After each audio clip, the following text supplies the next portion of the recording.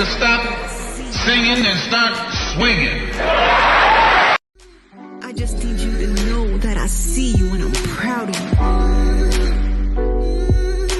I need you to remember that you royal and we proud. He took at least 9 that we know about. And I'm not speculating because he told this to me himself. God has a funny way of showing you lessons. Today it's time to stop singing and start swinging. I just need you to know that I see you and I'm proud of you. I need you to remember that you royal and we proud. He took at least 9 that we know about. And I'm not speculating because he told this to me himself. God has a funny way of showing you lessons. Today it's time to stop singing and start swinging. I just need you to know that I see you and I'm proud of you. I need you to remember that you royal and we proud. He took at least 9 that we know about. And I'm not speculating because he told this to me himself. God has a funny way of showing you lessons. Today it's time to stop singing and start swinging. I just need you to know that I see you and I'm proud of you. I need you to remember that you royal and we proud. He took at least 9 that we know about. And I'm not speculating because he told this to me himself. God has a funny way of showing you lessons. Today it's time to stop singing and start swinging. I just need you to know that I see you and I'm proud of you. I need you to remember that you royal and we proud. He took at least 9 that we know about. And I'm not speculating because he told this to me himself. God has a funny way of showing you lessons. Today it's time to stop singing and start swinging. I just need you to know that I see you and I'm proud of you. I need you to remember that you royal and we proud. He took at least 9 that we know about. And I'm not speculating because he told this to me himself. God has a funny way of showing you lessons. Today it's time to stop singing and start swinging. I just need you to know that I see you and I'm proud of you. I need you to remember that you royal and we proud. He took at least 9 that we know about. And I'm not speculating because he told this to me himself. God has a funny way of showing you lessons. Today it's time to stop singing and start swinging. I just need you to know that I see you and I'm proud of you. I need you to remember that you royal and we proud. He took at least 9 that we know about. And I'm not speculating because he told this to me himself. God has a funny way of showing you lessons. Today it's time to stop singing and start swinging. I just need you to know that I see you and I'm proud of you. I need you to remember that you royal and we proud. What's up, y'all? What's up? Hopefully everybody enjoyed the NFL opener, man. NFL opener. Did y'all see Ryan Garcia?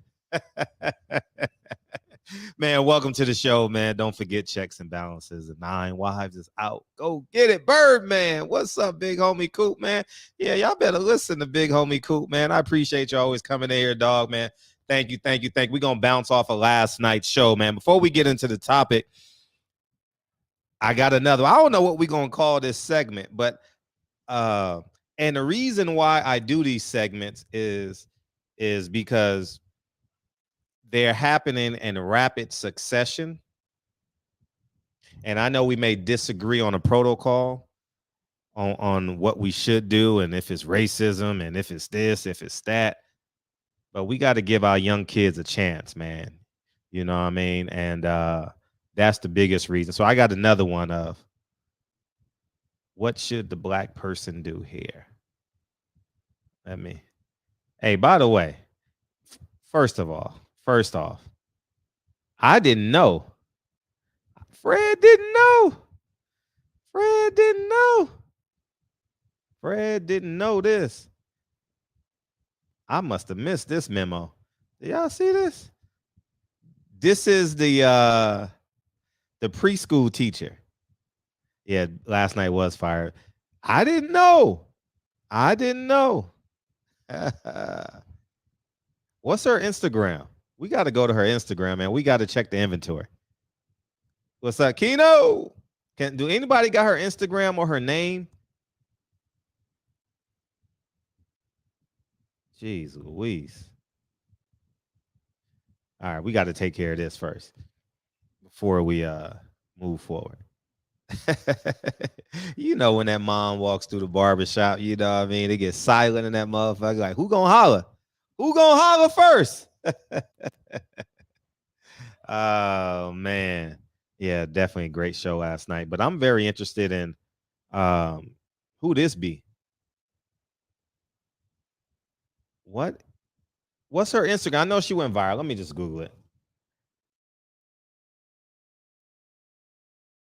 I was looking on my songs page for what we gonna talk about. What school teacher body missing school. Oh no, we don't want that. Not missing.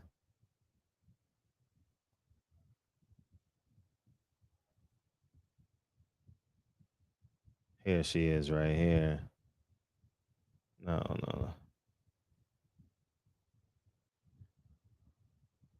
I'm trying to find, what's up, NL? I'm trying to find this.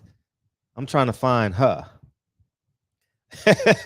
Because we gotta bring her before the congregation. You know what I'm saying? Teacher. She's an elementary school teacher, right? Kindergarten teacher. Kindergarten teacher with sexy body.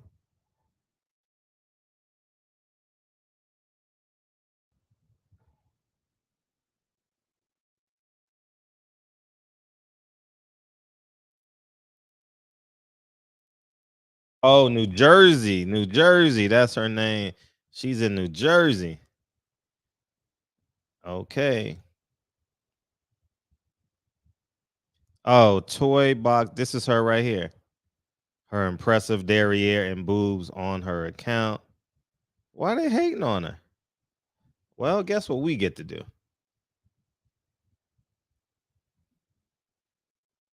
The art teacher. That's hey, I bet she had 10,000 followers before she went viral. Can y'all see this? All right, we're gonna go through this together. Thank you, dog. Thank you, big homie, dog. I appreciate you, man. Let's go through her stories. Research is king. Assumptions are ignorance that will just make you look unintelligent and the wrong one. Well, good night. Why they body shaming her? Free kids painting event. She all up in the community. They hating on her.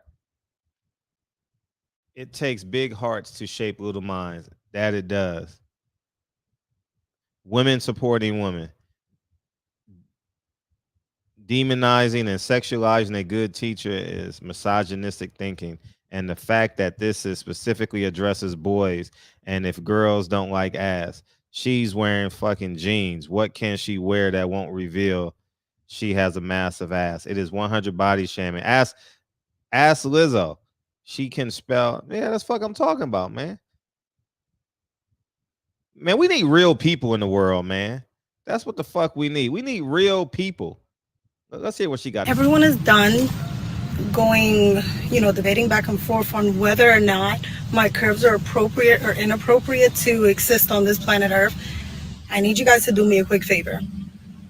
Research really fast. It's real quick. Research Sarah Barton. shortage, teacher shortage. Okay, look that up.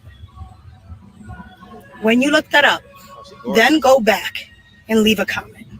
Once you understand that our educational system is still recovering from these last few years of nonsense.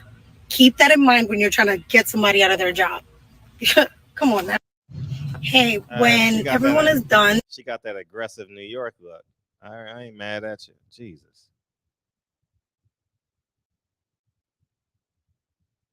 Man, she be out here working with the kids, man. Man, y'all hating on this woman, man. Man, y'all better leave this woman alone. Bitch, I'm stylish. Oh, I can't. All her pictures are, you know what I mean? Y'all hating on her, man. Let her be herself.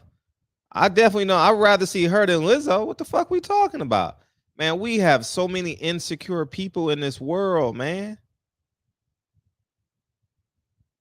Man, she got it. God gave it to her. She blessed. Let her be her.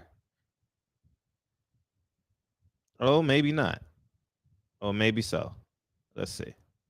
Yeah, God gave her that. She got stretch marks too.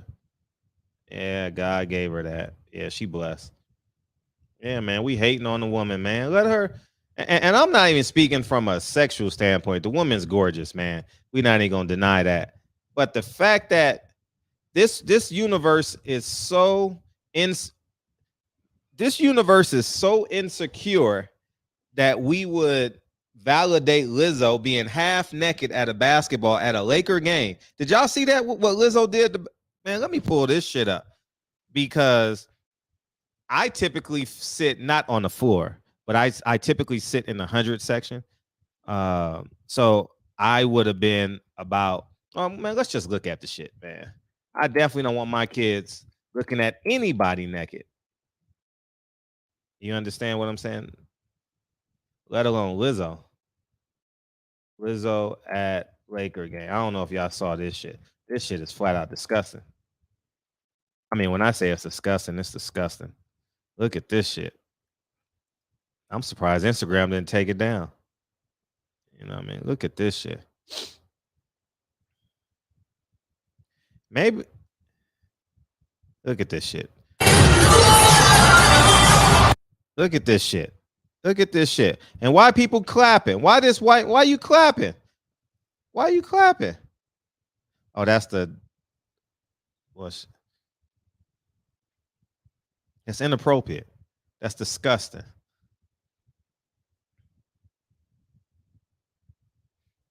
That's disgusting. What the hell we doing here? Look at this shit. This shit is disgusting, dog. Flat out this. I don't even want to look at. I don't even want to look at this shit, man. I don't even want to look at Lizzo. We live in a world where people are just full of insecurities. And the reason why they're propelling Lizzo and body shaming this woman, because she's different, because she got it. And if she got it, she got it. Shit, you know what I mean? Yeah, Lizzo want to be famous so bad. She's selling her soul like Tiffany Haddish, man. Did y'all see that video about Tiffany? Hey, I was going to title the show tonight, Would You Want Charlemagne and Tiffany Haddish babysitting your child? I was in the mood to then I dialed it down. But I was in the mood to go in tonight, and I said, nah, I don't feel like it right now. But let me, matter of fact, I want to donate to her. I'm going to follow her. Yeah, definitely going to follow her. And, but I want to play this. My song, The General. Sometimes I like him, sometimes I disagree with him, but I believe my song's heart is in the right place. You know what I mean? But he's getting that. He's he's getting that money, so he's getting the money from them people, so he only can go so far. It sounds good, but who's right, who's wrong?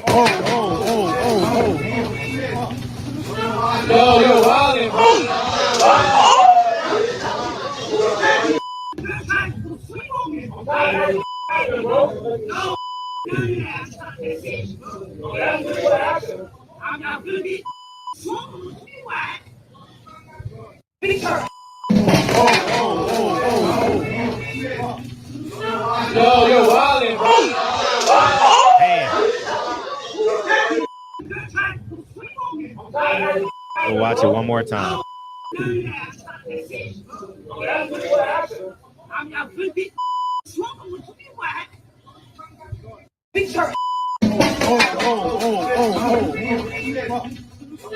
Yo, wildin', bro.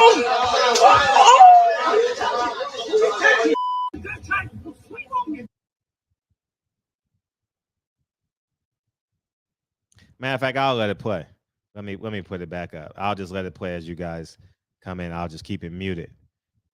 Now, I'm not sure if you heard her at the beginning. She was like, "I'll beat your ass," and the man swung on her.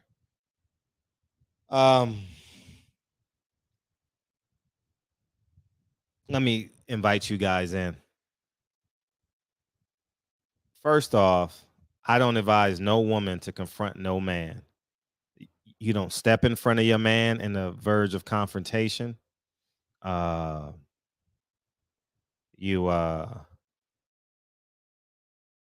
open up the phone lines.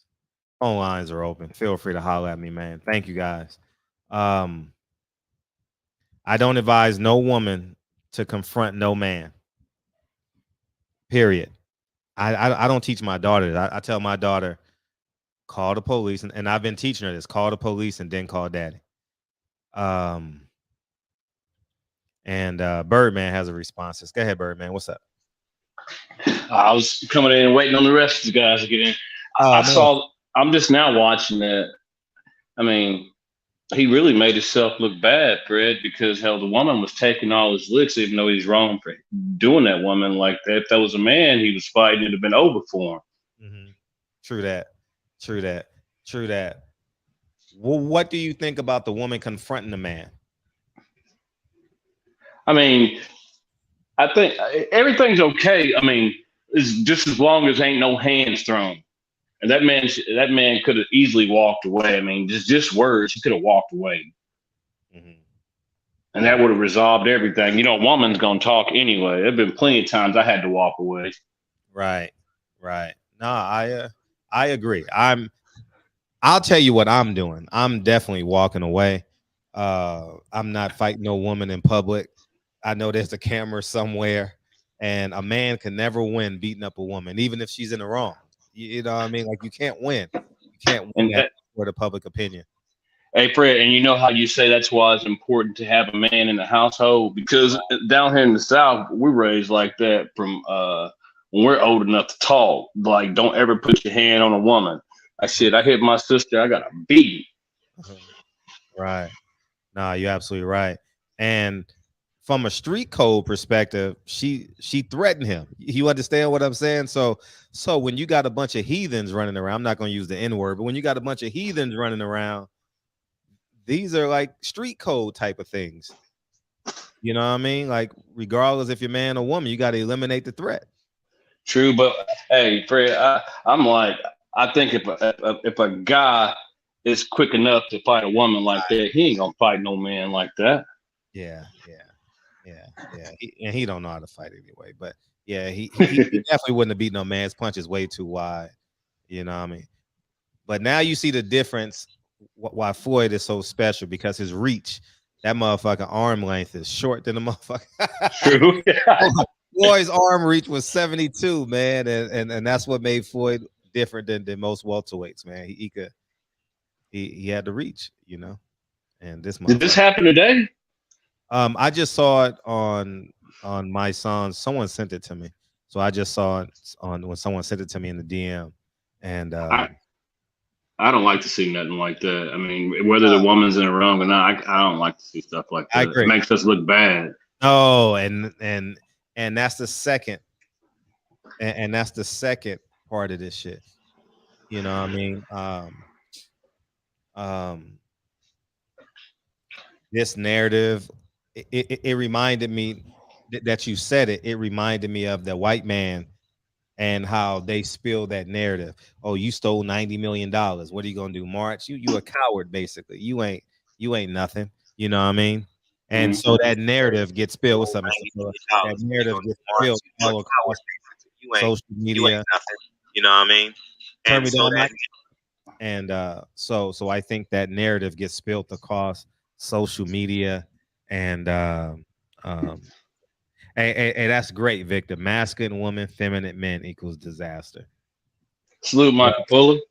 Well said. Hey, what's going on, Birdman? How you doing? Good. What you got? How's it going, Fred? Yes. What happened to your Rams, man? They got. Rams fan. I'm not a Rams fan, although I'm enjoying the fruits of their labor, but I'm not a Rams fan. I'm a Giants fan. So my season was over. Oh, that's even worse. My season's over. I'm just right. Yeah, but go ahead. What you got on this? Straight coward. I mean, coward. You can't. You can. I mean, anytime a man. I won't say a man. Anytime a male balls his fist up and fights a woman like that, he's a coward. He's a coward. I mean, any real man that understands what it means to be a man is not going to fight a woman like that. That's ridiculous. Right. You turn away. You understand, like Birdman was talking about. The only thing a woman's got when she comes up against a male physically, is her mouth. And you have to take that, you got to take that into consideration. And if she says something you don't like, you just tell her to have a great day and then move on. Right. But the fact that he felt threatened by a woman and been throwing hands like that, balling his fist up, fighting, that's a coward. It's a coward. I have no respect for a male that is willing to do something like that. Right. That's ridiculous. I couldn't agree with you more. Seymour, what's up? Hey, what's going on, everybody?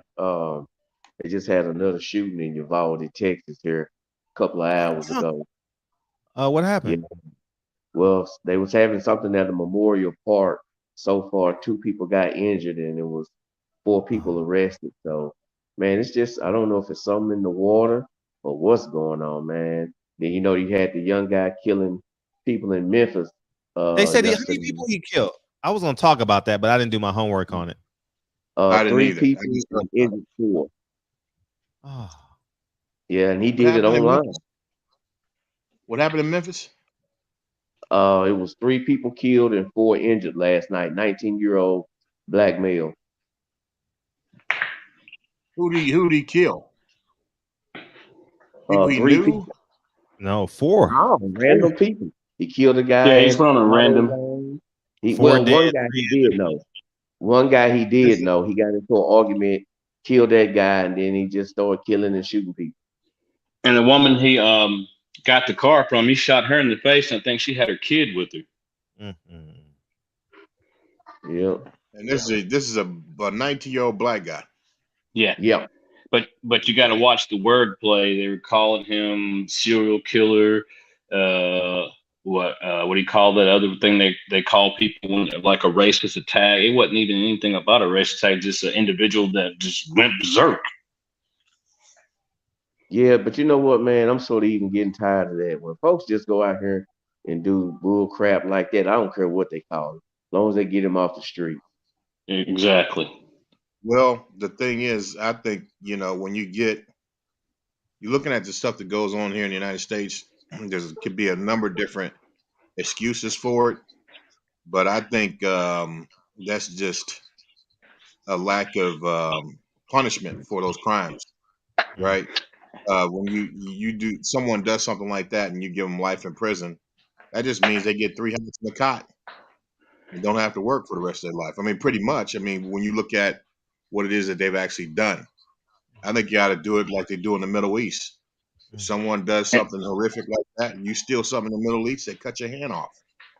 They cut your hand off. If you get accused of rape, they take you out in the middle of a state or you get caught and proven that you're a rapist. They take you out in the middle of a stadium and they cut your head off in front of 10,000 people. You understand? I mean, that's what needs to start happening. I mean, Well, you get also, my you get a bad, guy that Michael, goes he goes and randomly shoots people like that. And really, that's biblical. That's Old Testament, right? If you did certain things, certain violations against other human beings in that Old Testament of the Bible, you got stoned to death. You got murdered. Oh, I mean, it wasn't no coming back. I just think if you take another person's life and it's not in self-defense, it's just a random act of violence like that, then you forfeited your own life at that point. Right. And I think you should be a live public in the spectacle. United States though, where they make money putting people in prison, man.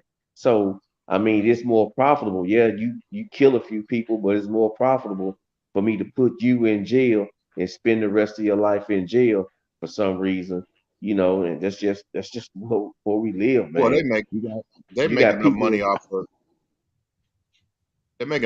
nonviolent convictions for that. They make plenty of money off of nonviolent. I'm talking about these heinous crimes where you got people going in and killing 9 folks as they sitting in church, or the stuff that we see going on. Guys jogging and gets shot down in cold blood, hunted down and shot down in cold blood. These type of things, these heinous crimes, you don't deserve to be sitting up in no prison cell for the rest of your life. You need to be a public spectacle needs to be made. I agree with what they do in the Middle East. Take them out. I'd even sell tickets and get the proceeds to families and people who have suffered from those type of tragedies. But sever their heads from their bodies on national television, and I bet you to stop.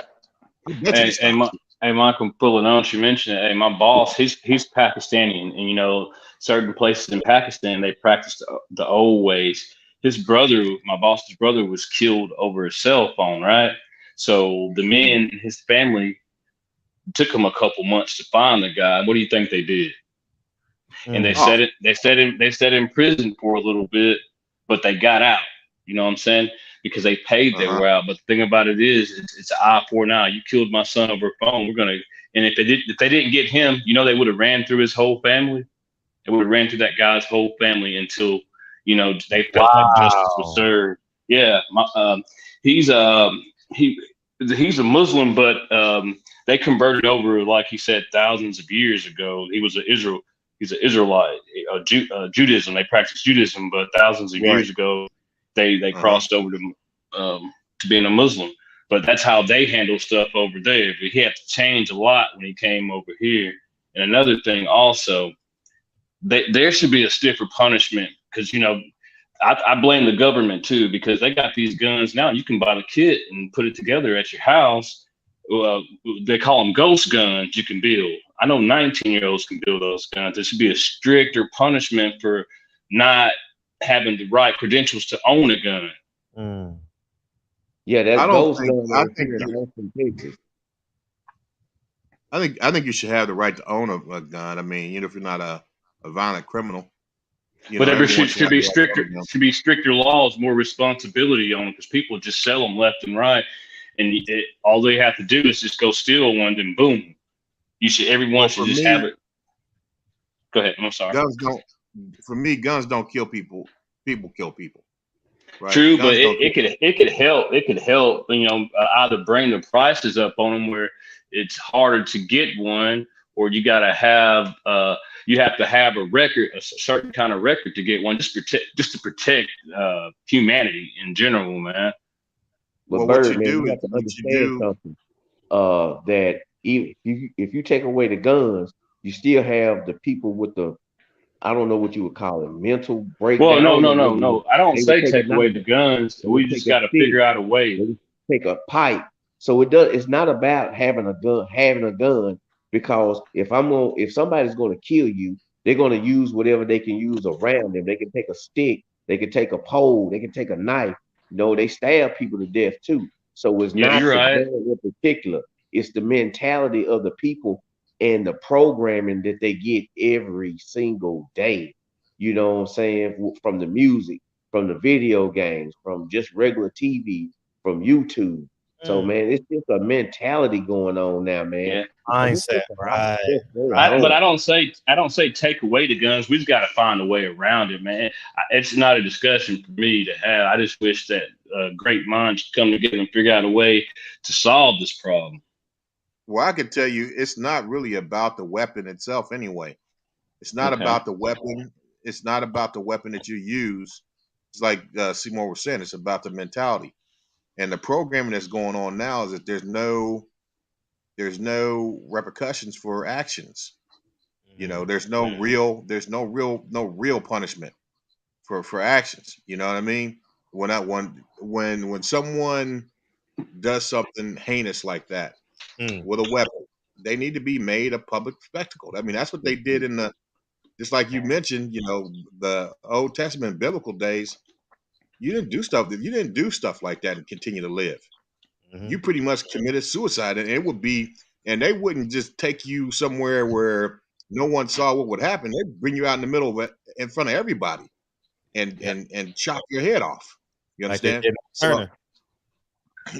yeah, so for me, I think if that's the type of if you get someone that's went in and did some senseless murder to a bunch of innocent kids, like that guy did down in Texas, went in there Oh, and killed and all it them needs to damn be babies. swift. It needs to be swift, like 7 Yeah, days, 5 days. yeah. I mean, bring him out in the middle everywhere, in the middle, so everyone can see it, and remove his head from his body. And I bet you, after about a year of that, this would be one of the most peaceful countries in the world. Because one of the reasons why people do these things is because they don't feel like they're gonna have to pay a real penalty. They're not gonna have to pay for the life that they took with their own lives Mm. in a gruesome way, right? Mm. That's the And problem. I don't think it just should be done to those people. I think the corrupt politicians, the corrupt judges, the corrupt lawyers who send innocent people, Oh to man. prison for their whole lives, and when they get out, they get $5 for being in jail for 30 years. I Mm. think they should have to go to prison, or they should lose their life. And see, Hey, we need to draw a line, but it has to be people that's willing to say, hey, enough is enough. But no, we just don't have that many people that are tired of it yet. It hasn't got to the point where it's so bad where the people want to rebel. You know why? Because hell, I can just cut on, it's NFL tonight, and I can just leave my worries behind and watch the Rams and the Bills and drink me a Right. beer, Right. and go to bed.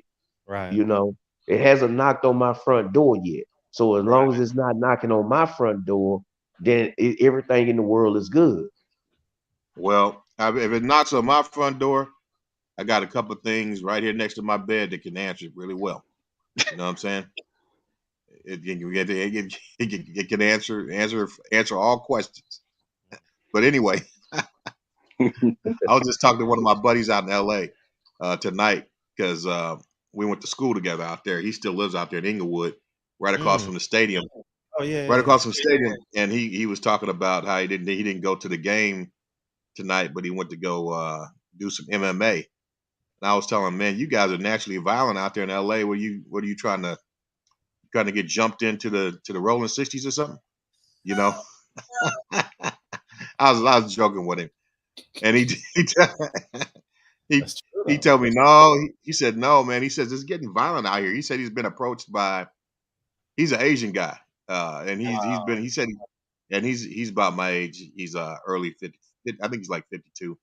But anyway, he said he's been approached by some rednecks out there that he felt like they were going to try to do something to him. So he Mm. started taking MMA and everything. And I was telling him, hey, I understand that ignorance, but I got some things that will provide understanding if needed. Mhm. Yeah. Weapons are needed, I think, and because you need protection for your home and for your family. But when people yeah, use weapons, when they use them in a way that's when they use them in a way that's irresponsible, and they murder innocent people, then it's time for them to lose their lives. And I think it should be a public display when it happens. Amen. I agree that they're needed.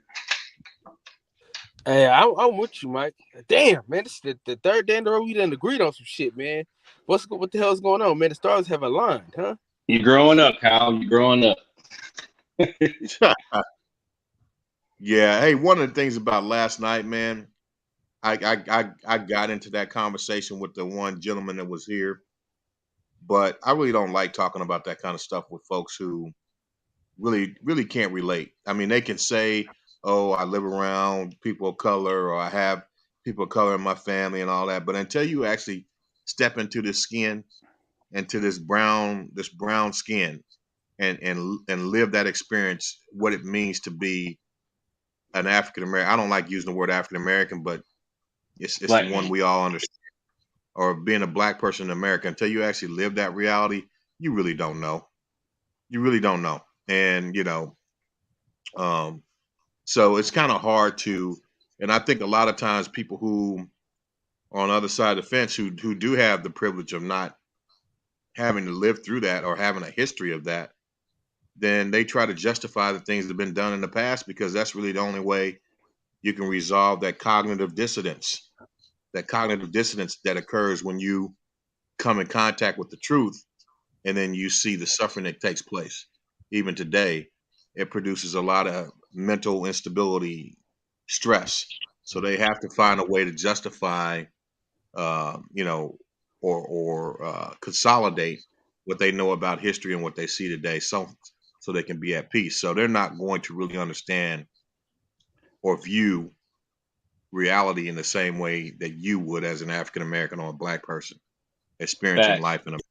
They're not. And Michael, if you look in like most of the topics in some of the YouTube channels, when they're talking about this, it ends like that every time. They think they understand, but they really have no idea what it is to be black in America, just because we get the same privileges they got. But at the end of the day, it's still a white privilege that they have. Yeah, they're not gonna see that or understand it. I mean, they understand it, but I think the amount of mental unrest, spiritual unrest that it takes to really come in contact with the truth and process the truth, not something that makes you feel okay or feel better, but the actual truth, right? That's kind of difficult for people to do. So, but Mike, let me ask you a question. Yeah. And I watched the show I watched it this morning, and the guy made a statement. He said, we conquered you guys. We came in and conquered. And you have to understand something, that, okay, let's just say if I was white and I came and took from you, I came into your house and robbed you, right? Why would I come in, took over your house, robbed you? Why would I then turn around, make it easy for you to come back and take revenge on me? Right. Why would I feel sorry? Because my whole purpose was to come in and take from you. And see, we as a black people as a whole, we got this mentality as if our enemy should feel sorry for us.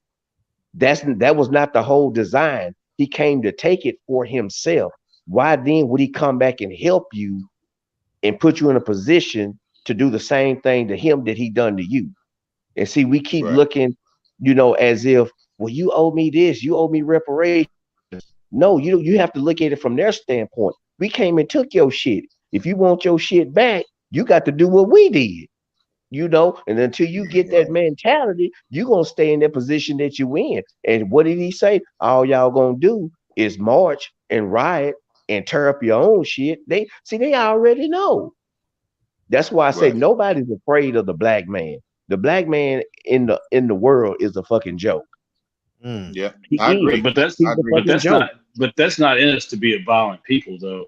But the thing about it is, we get some of those rights that we share with them is because of shame. They felt a little shame, so they evolved slowly and they woke up a little bit. But don't mean they want us to have everything. Because if it is, why isn't the people that in government? Why don't we share the same power in government as they do?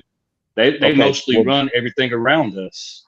well, Birdman, if it's not in your mentality to be like them or to be aggressive like them, then you need to stay in your place.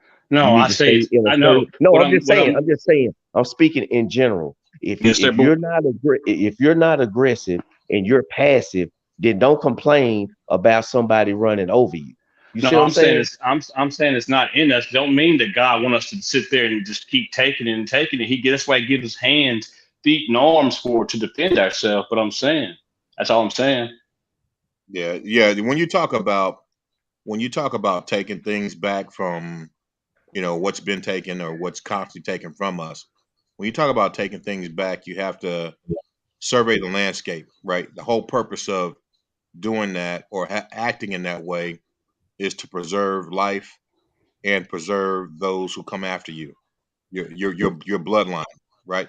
Preserve your Mhm. bloodline and make sure that it survives, right? If we were to raise up in arms in the condition that we're in right now, um, um, it would be nothing but a massacre, right? When you do when you do something that's going to be proactive and trying to change the system, to as a black person to do that in a purely physical way would be very foolish.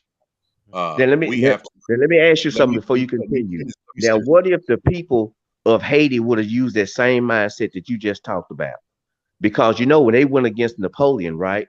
Now, at the time that this happened, these people didn't have nothing. They were poor. Napoleon had ships, he had cannons, he had the best technology of their time. So what if the people would have took that same mindset that we taking now? You know what would have happened? Even though they're poor now, they're the only free black nation there is on this planet. So what if they would have took that same mindset? So I don't think What, that well, you don't know what what they mindset that I'm have. talking about, bro, because you don't let Hold me on, hold on. finish. Can I finish? Go ahead. It's Yeah. not about what they have as far as guns. It's about our mentality and our fear. You see what I'm saying? So when we say, well, we're worried about the next generation, that's not truthful. You're not worried about the next generation. You don't want to die. You don't want to sacrifice anything. You just want to, Yeah. ride it out to the end. You know what I'm saying? You're not That's talking if to we me. tell the truth, that's what I'm not. I didn't say your name. I'm just saying in Right. general, we as a But group of men. That But we as Let me but let we me as a finish. people but Let me we as a finish what I people was don't saying though, thrive on because power though. We don't want power. We just want let, equality in everything that we let me do. who let me gonna give finish you what I'm equality if let me I finish what conquered I'm you? saying, And man. why do I owe you equality and I took your shit? Why do I Let owe me you let me finish what anything? I'm saying. Let me finish what I'm saying, bro. Because Go you're ahead. defining what my mentality is, but you cut me I off in never the middle, said so it. Wait. you First don't know thing, what I I'm trying never to say. said your name. I never said anything Okay, about you personally. what I'm trying to say is what I'm saying is the mentality that I'm describing that we need is not consistent with what you're saying right now. So let me finish what I'm saying. I'm saying that, and if for us to go and be proactive to change the realities that we experience right now and do that purely in a physical way will be nothing but a massacre, given the condition of our people right now and the status of those who will come against us in that type of arena or that type of scenario. We would be massacred, no question. So you at that point, okay, so what you do is you still deal with the situation in a proactive way to try to, well, not to try to, but to bring about change. But you have to do that from a strategic way, mentally, spiritually, right? Strategically deal with the situation from that. Because really, when it comes down to it, when you deal with violence, you deal with violence as a last resort. Even when when the colonization came in, 80% of the colonization was deception. 80% of it was deception. The last resort was the actual physical confrontation and the loss of life, and the violence. That didn't come. The violence didn't come first. It came after the deception took place. What I'm saying is that the most of the battle, when you deal with confrontation, it's got to be dealt with strategically using mental and emotional intelligence. And once that is exhausted, then you have to go back to the physical aspect of it if you have to defend yourself within that scenario. But as far as coming out and being aggressive and saying you're going to overtake or overturn what's going on from a physical standpoint, that given the state of the African American community, Black people in this country, that would be very foolish, very foolish. You know, but yeah, it needs to be dealt with, but it has to be dealt with from an intellect and an emotional standpoint, from emotional intelligence, and actually strategically dealing with this system. It's called the art of war, and really, and most of that has very little to do with actual physical fighting. So are you encouraging a race war or some shit? Who's us and them and? Are you listening? I did. Did I say say us and them? So I'm assuming black and white, right? Right? Are you listening? I didn't say anything about a race war. I didn't say that. No, you said it's the art of war. You just said it's the art of war. And then you said not physically and violently, but you said like, you know, strategically and whatnot. So who's the us and who's the them? Politics is war without physical confrontation. But who's them then? Who's the enemy? Without physical confrontation. What the enemy to Black people is a system of racism and oppression. That is the enemy. So you're talking about fighting the system? Of course, and whoever supports it. Oh, so you can't fight a system physically anyway. You can't. There's nothing you can't punch a system. You can't shoot a system. There's no physical confrontation to be had with a system anyway. The only way to go about it is strategically, intellectually, legally, things like that. So that's the most effective way to do it. That is the most effective way to do it. But the system has physical arms that it can use in order to perpetuate what it wants to see happen, or actually force physical confrontation. So you're talking about the United States of America then, as a whole?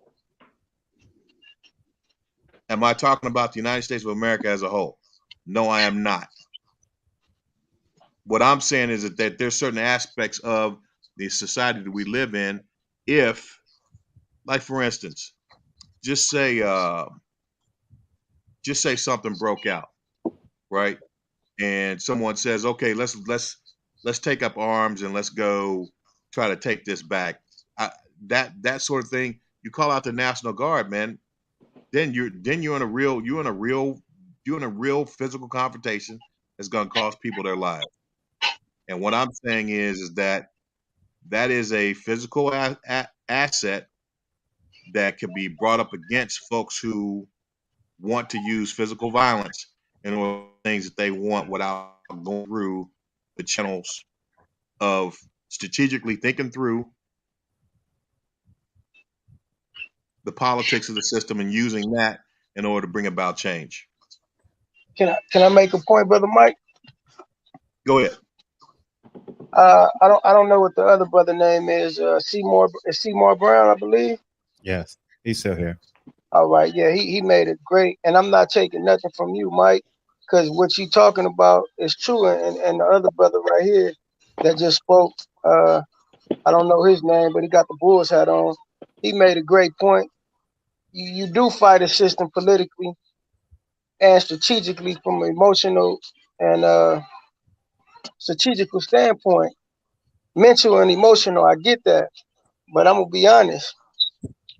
What Seymour Brown said, I've always felt that way, and I'm gonna tell you something. I'm gonna give you. I'm gonna question the panel as well as the audience.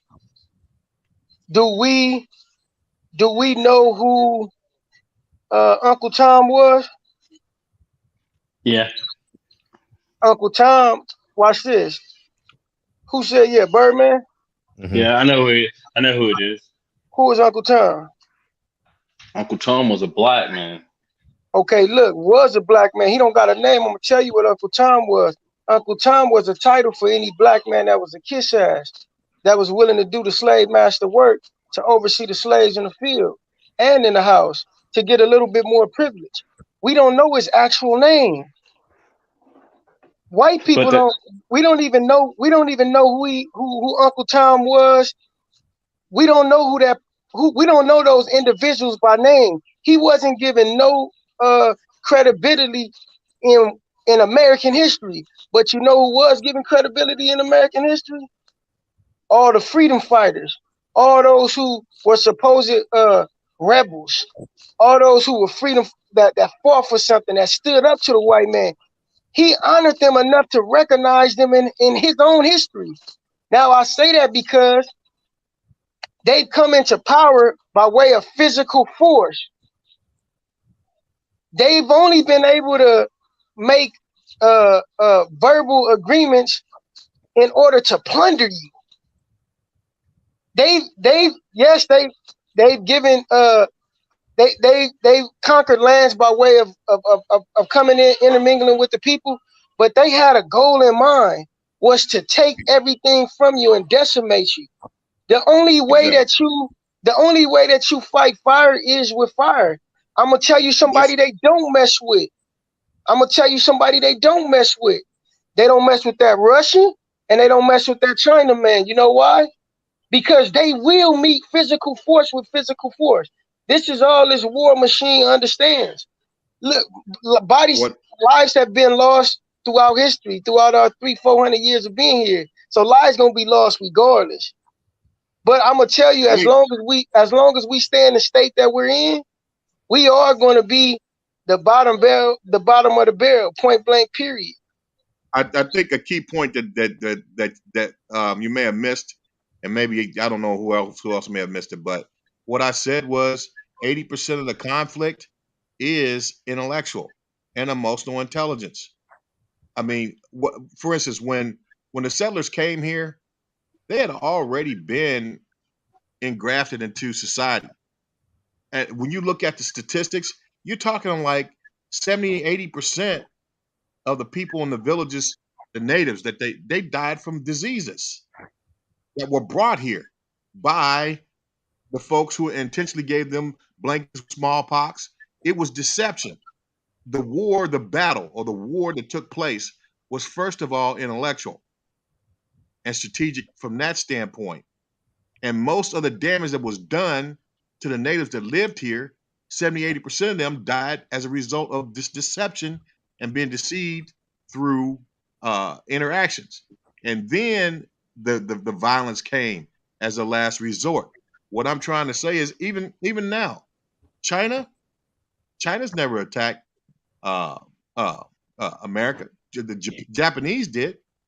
Even this brother here, he made the reference about, but China's been at war with America for how long? Russia's never attacked America directly.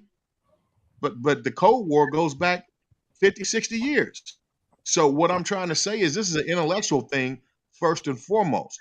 And until we learn how to, when you look at the pure physical violence that took place, the brother talked about Haiti. Okay, yeah, that was effective at that particular time. But look at Haiti now. Look at Haiti now. The whole world, right? The whole Western world, because there was no real thought, no real long-term plan in how to deal with this system, this Westernized system of colonialism and white supremacy. Look at the conditions they're in. Okay, yeah, they got the French out, but look at where they're at now. Look where they've been ever since. What I'm trying to say is, in order for us to deal with the system, we have to use intellect. We have to use emotional intelligence and deal with it from that aspect, using the political avenues and channels that exist in order to make positive change. And that positive change is going to make the system better. It's going to make the world a better place. However, this is what I'm saying. You go in there physically like that, just straight physical. You know, like he said, the Haitians, you can forget about your offspring. You're gonna get wiped out because we don't have resources to do that. So I believe like you. Yeah, but my question is, when it's time to get physical, who are you getting physical with? Who is your enemy? Is it just any random white person that works for the government in a government office, or is it white people on the street? No. Is it who is it? Just the president? Just a couple senators? Like who's the enemy? No, you my enemy because you selling drugs to black folks. Now next. Fucking cop. Yeah, allegedly. Next. Hey, come see about me. You should shadow me for a day since you know so much about me, Mr. Fuller. Come through. I'll show you around. You stay the weekend with me. I'm messing with you. I'm just going off of your past confessions. No, but what I'm saying is there's a lot of hypothetical. Okay, I get all the other shit, but okay, if and when it becomes physical, this supposed war y'all motherfuckers talking about, who are you gonna be knocking out? Who are you gonna be shooting? Who are you gonna be killing? Who are you gonna be? Max, who's the enemy?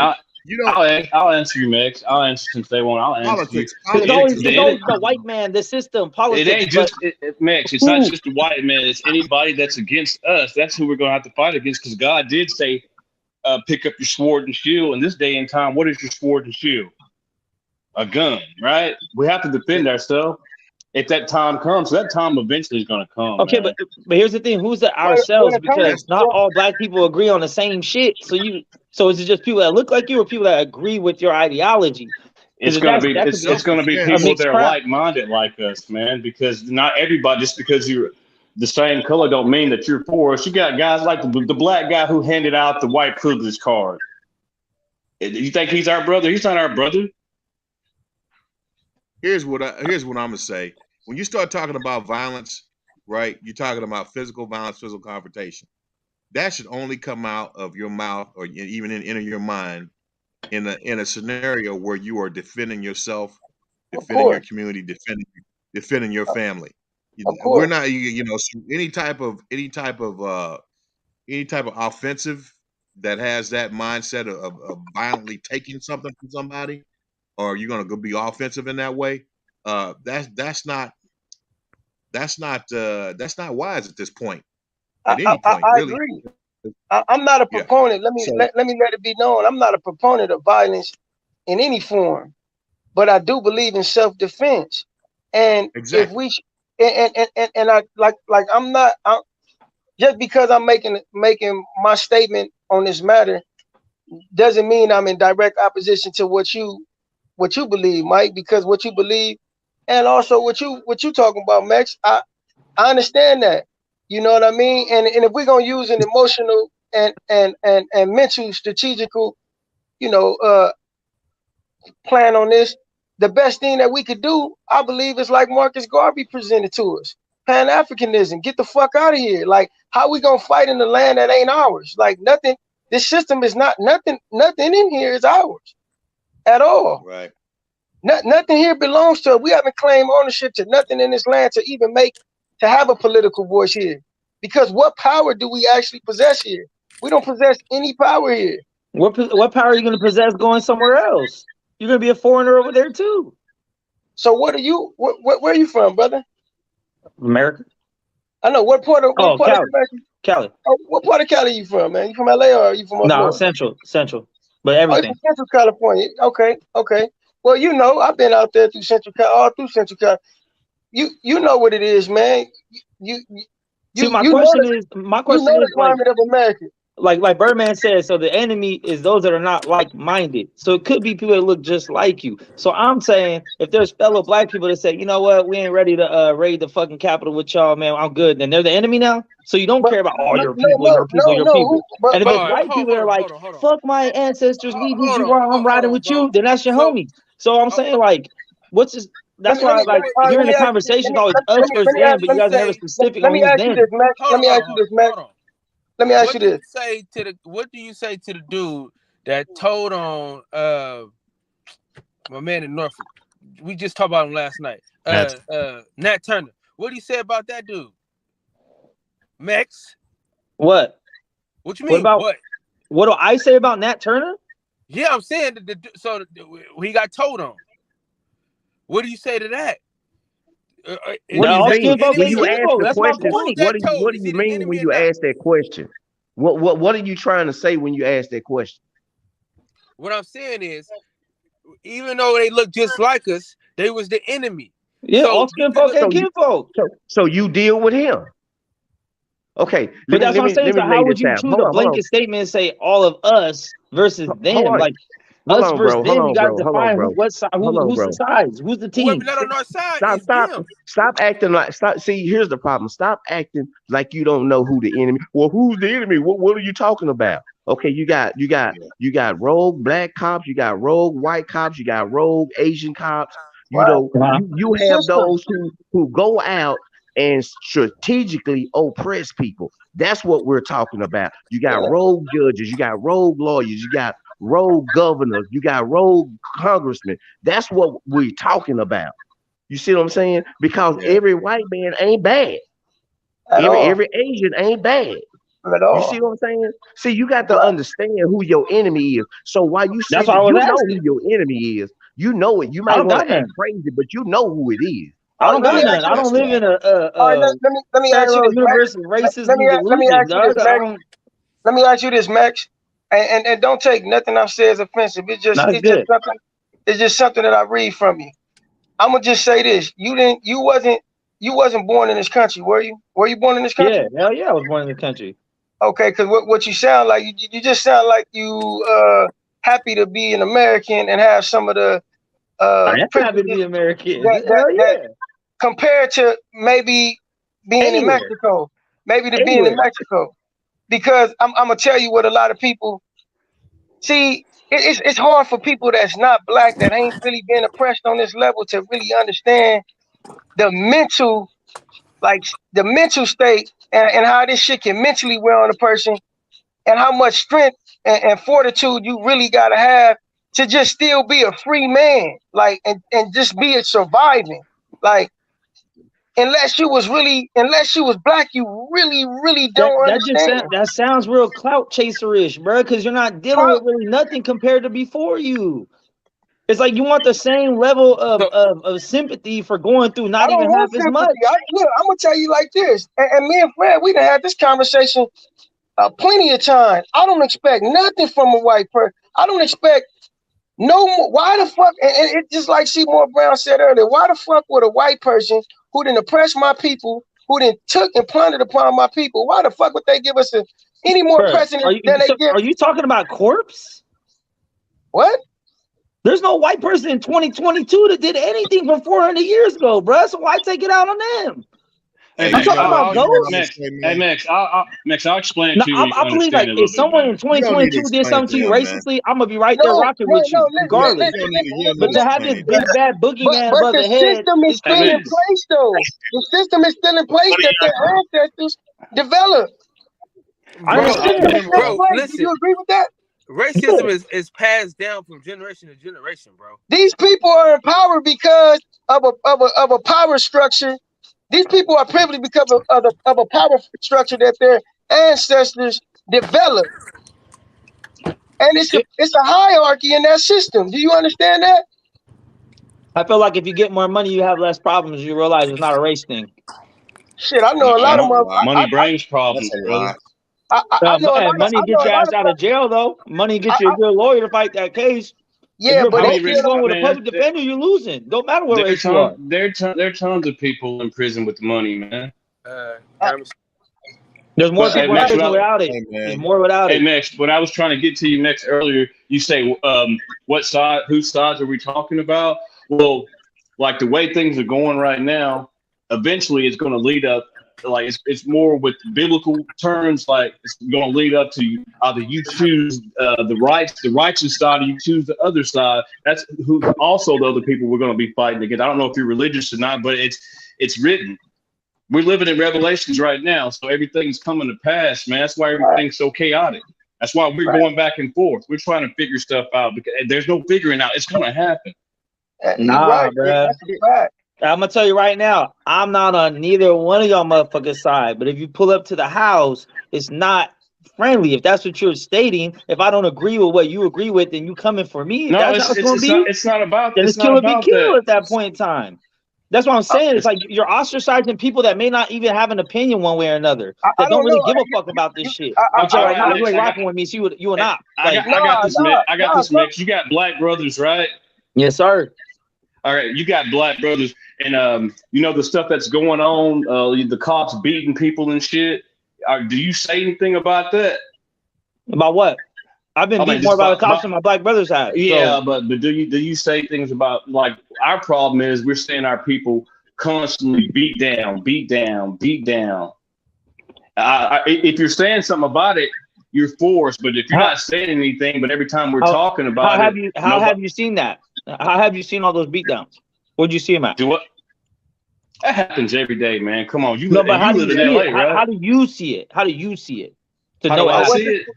Yeah. I speak about it. If you're speaking about it, that No. means I'm asking, how did your eyeballs see the incidents that you How were did he talking about? perceive it? What's his perspective on it? Is what you asked. No, not what he thinks about it. Physically, like He think literally. he think You see it Literally, on the how camera. You did see it you on see social it? media. on the Social internet. Exactly. So if that's but- what your point of reference is, if I see a bunch of shit on the internet all day, so this is how it is. Dude, It's not. Because you if you can, look at statistics, that happens to everybody, bro. Read your local newspaper. Every day there's somebody getting shot, not getting taken to jail, or getting their fair chance in court. Most of it's black. No, you're wrong again. Most of it's white because they have a higher percentage of the population. The argument is disparity in the percentage of population versus percentage of people getting assaulted by police. That's where the argument is. But as far as overall numbers, there's more white people get assaulted by police every year. But you don't see zero of them. You don't see one of them. You don't even see one video of a white person getting shot by the cops ever, any year. Yeah, because they're not going to display crazy. that though. Why is that? It was just another. Why is that? Wait. Let me say this. It was a young white guy. Got killed by the Arizona police I think it was about 3 years ago. He was in a hotel begging for his life. Hold on. He was in a hotel begging for his life. And you know who shot him? Another white man shot him cold blood. And you know what they did to that white man that shot him? The police They gave officer? him money. They gave him pension. They gave him full benefits. Yep. And he murdered this dude in cold blood. Yep. That was 2 years ago. I seen that. So you add 10 to those to black people. No, but what I'm saying is, why was that not a national story, a national headline? Why does not everybody know about that? No, why does not everybody know about that? Everybody, like common citizens, like why is that not a well-known story? Because the way that shit happened was crazy too. Because he told him to walk on his fucking knees with his legs crossed and his hands in the air, and if he fell, he was gonna get shot. So because you didn't see it doesn't make it national. I shared it. Because you didn't see it. Well, why you keep saw saying? That. I told you the dude's name. His name's Daniel Saver, bro. I know about this case. Hey, I saw that too, Max. Let me get this out the way real quick. I saw that too, but I'm gonna tell you something about white people, man. They do not care, even their own, man. The hunger, the greed, they're just different. Oh wait, but no, you're wrong. We keep making it a white and black thing because you had 2 black cops beat the shit out of a young man at the train stop in Houston. It's not a white or black. It's a legal system that once it gets these people in this system and gives them a little bit of authority, they just go berserk with the authority. Okay. See, you keep looking at a white face or a black face. I'll agree with the white on black thing. I bet those cops went to jail. Let another white cop do that. I bet he's not going to jail. He's not going to have the same backing. I mean, it was a white cop that shot that dude in the thing. And on top of that, they wouldn't use, he had "you're fucked" engraved on his fucking AR. They wouldn't use this evidence. They had a whole bunch of shit that weren't using as evidence in that case. So it's like, yes, a white cop got off for shooting a white unarmed dude too. But where was the national protest? Where was the fucking riots? Where was all that shit? I was mad about that. But the thing about it is, a black cop accidentally shot a white kid because his daddy was, remember I think it was last year, or it happened like the same year that cop you're talking about shot the other white guy, right? The black guy accidentally shot that kid. Guess what happened? He had to go to court. I think they ended up sending that guy to prison. Right, now check this out. Let me say this. Now check this out. Now we had a common so-called white guy that called your show last night, Fred. Jerry. Now what he said, Jerry, what he said. Now see, you're not only just fighting against the system, you're fighting against people that you don't probably work around you every day to have the same mentality, but to sit up and smile in your face because he told you, he said, we conquered you. We came over here and took from you. You see what I'm saying? So you got 2 fronts going on. So when you keep asking, well, who is the enemy? You can only deal with what you can see, but keep in mind that it's an enemy that you can't see neither, but he's there. I'm not paranoid about it. Pull up. Jerry told you yesterday. He said, I took your shit. Basically, I'm not worried about the ghosts of the past, bro. I can only deal with what's in front of me. Oh wait, and you don't think those things? You don't think the remnant of the past still exists? You're not even dealing with stuff that's in front of you now. So when you say that, you lying. You're not dealing with stuff that's happening right now. Like what? Forget about the past. Forget Like what? about 400 years ago. Like what? It's stuff going on right now. Like what? What So am I don't not tell me dealing with? about what Be happened specific. 400 Tell years me. ago, but you Let won't me say know. nothing about what's going on right Okay, now. so tell me specifically, what am I not dealing with? Okay, have you went down and said anything about the young men in your community that's been going to jail for 30 years and come to find out, oh, he didn't do it. It was another guy. Are you doing that? There's nobody in my Hello? community that has that Hello? story. Hello? Hello? See, you one of the people, you're comfortable. It's all right. Like I say, as long as it don't come to your front Hey, if door, that's all I you knew I had to good. do But was that's just fine. make a post on social That's media to fine. get your approval and shit, then I would That's have been fine. doing that. Let me just go ahead and get notifications. Let me know about any black person that's ever been wrong so I can post on social media about them so you guys think I'm helping out. Let me Fuck out of say, here, I'm gonna show you. dog. Hold on. Let me say this. I'm gonna show you how stupid you are because I never said anything about a black person or a white person. See, I never said nothing. You made it a black or white issue. You did it. I don't give a Because fuck that's about what's shit in outside you. my That's household, what's bro. I ain't in here to you. save the fucking world. I ain't worried about that shit. Them people ain't gonna Well, post hey, shit about me. Ain't no. well, here's the deal then. Don't cry. Don't cry. Don't get on TV and cry when the shit do come to your door. Cause I don't want to hear it. Oh, I'm like Dave I Chappelle. won't be the one crying when the shit come to my door. Here's the thing. Hey, Max, I Here's know the you're thing. trolling, Max, Here's but the I thing. want to say, hey, I would. it won't affect you, but it might affect our kids. That's why we got to take care No, of for it sure. now. We But got to see, try. this mentality affects our kids too, to believe that there's some invisible enemy. First of all, there's an invisible enemy. Let's start with that. There's an enemy you don't know. So you're gonna tell your little 5, 6-year-old, 7-year-old kid, hey, no matter what you do in life, there's someone that's after you that you don't even know about. Second of all, this whole white man Here's the this, white thing, man that, hey, they did this shit 400 years ago, so all the white people here gotta suffer. And if right now we're on an intellectual, spiritual war, but eventually it's gonna get physical. We gonna pick and choose who the fuck we gonna fuck up out here because we mad. Like that type of shit is weird, bro. Like No, that but shit gonna you're affect your fucking thinking kids about it more than me wrong, man. We're saying, not hey, trying to. treat people Hold the on a way minute. you want to be Hold on a treated. minute. No matter Hold what on a color minute. skin they got, just Hold keep on. it cool, man. Miss Let me Miss comment let on me this real quick. read the super chat. Let me read the super chat. Delonte Henderson, man, provide understanding if needed. He was talking about when he first came on, as it pertains to explaining to people. I think it was Mr. Fuller's comments Yeah, about that's exactly what I was going to bring up. Okay. I was practically going to bring that up. Yeah. and DJ wants to change the subject, man. F all that. It's Diaz Army, motherfucker. Hell yeah. Hell yeah. Salute, DJ. Hey, y'all don't talk over each other, man. It's a good conversation, man. Don't Exactly. No, So definitely, let definitely. me say Go this ahead, real Mike. I'm quick. sorry, So brother. yeah, what I was going to say is that just like I said before, you know, I don't know Max. I don't know him from a hole in the ground. What I will say is that I see that to him, the subject of racism, systematic oppression, the things that we talk about, coming from the perspective of being black people in America, is a mockery. It's a mockery to him, and he mocks the things that we discuss as if they're insignificant. So he's laughing even now, and that's fine. But retarded. the thing is, you need to realize that that's the perspective he's coming from.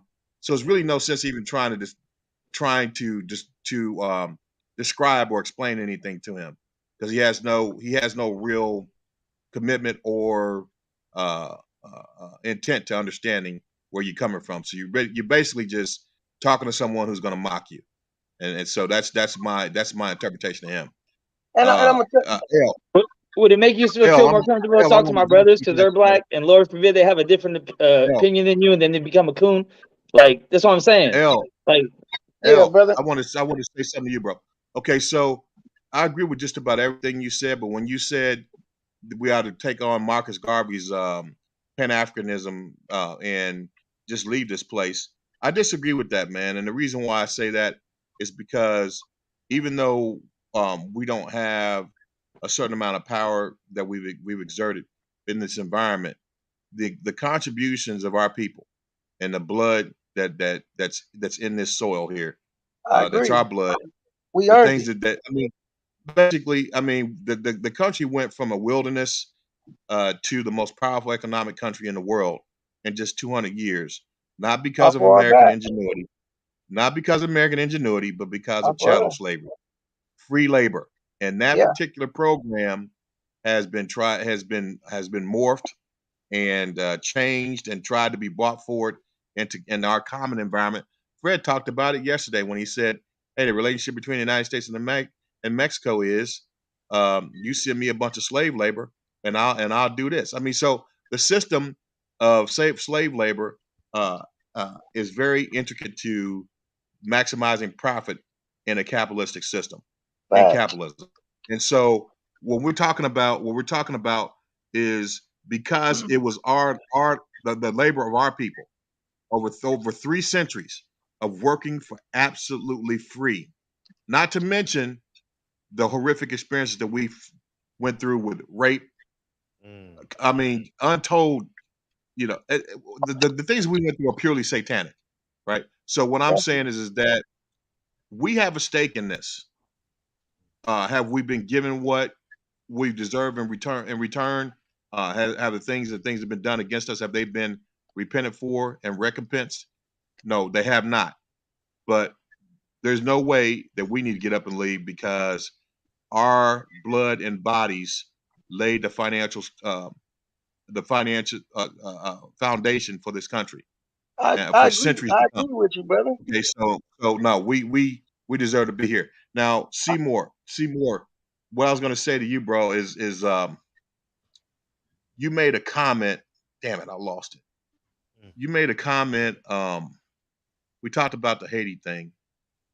I'm gonna have to come back to you, man. I forgot the comment I was going to make to you, but there was a comment that you made a comment earlier, and I wanted to go back and revisit that, but I can't remember it right now. Go ahead, Mike. I agree with you. I agree with what you're saying, but how do we find a solution in order to get the benefits that we deserve? Because when I take a look at history, and when I put a magnifying glass to history and read it myself, I can see that Black people, we've done everything that we can in this country to bring forth our proper due, and it all has failed, and it's failed like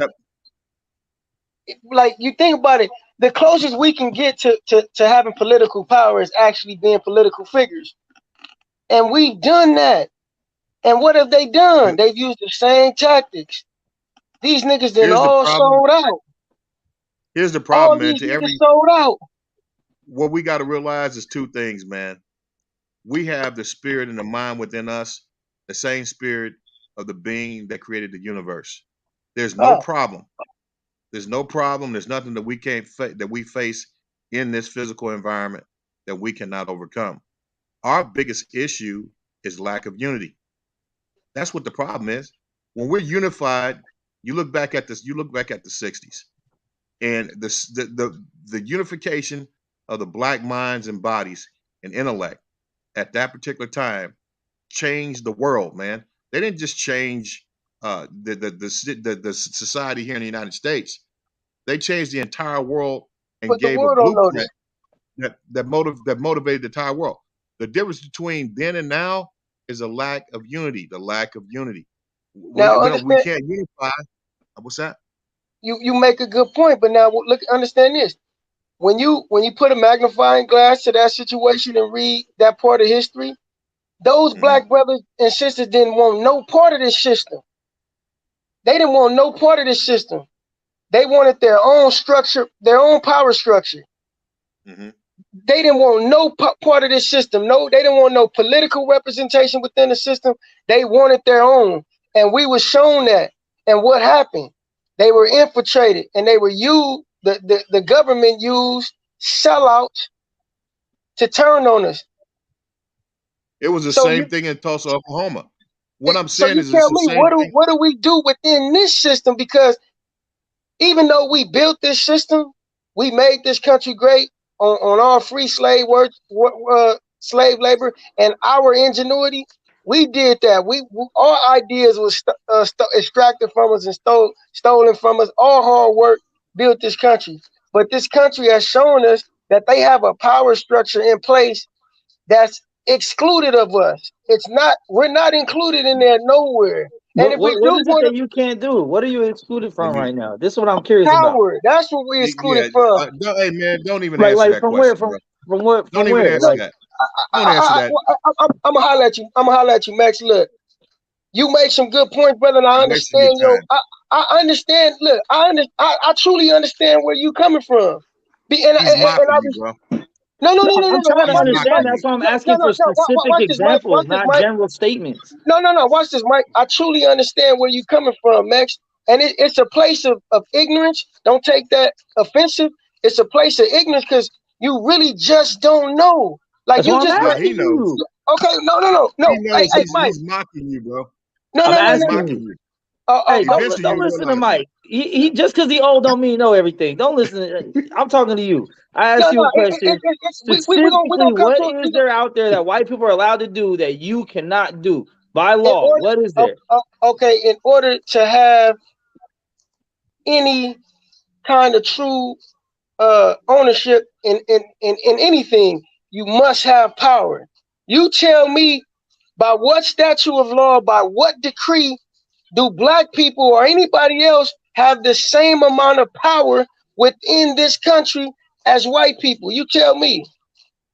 By way of law and decree, you tell me any other group of people that have any amount of power.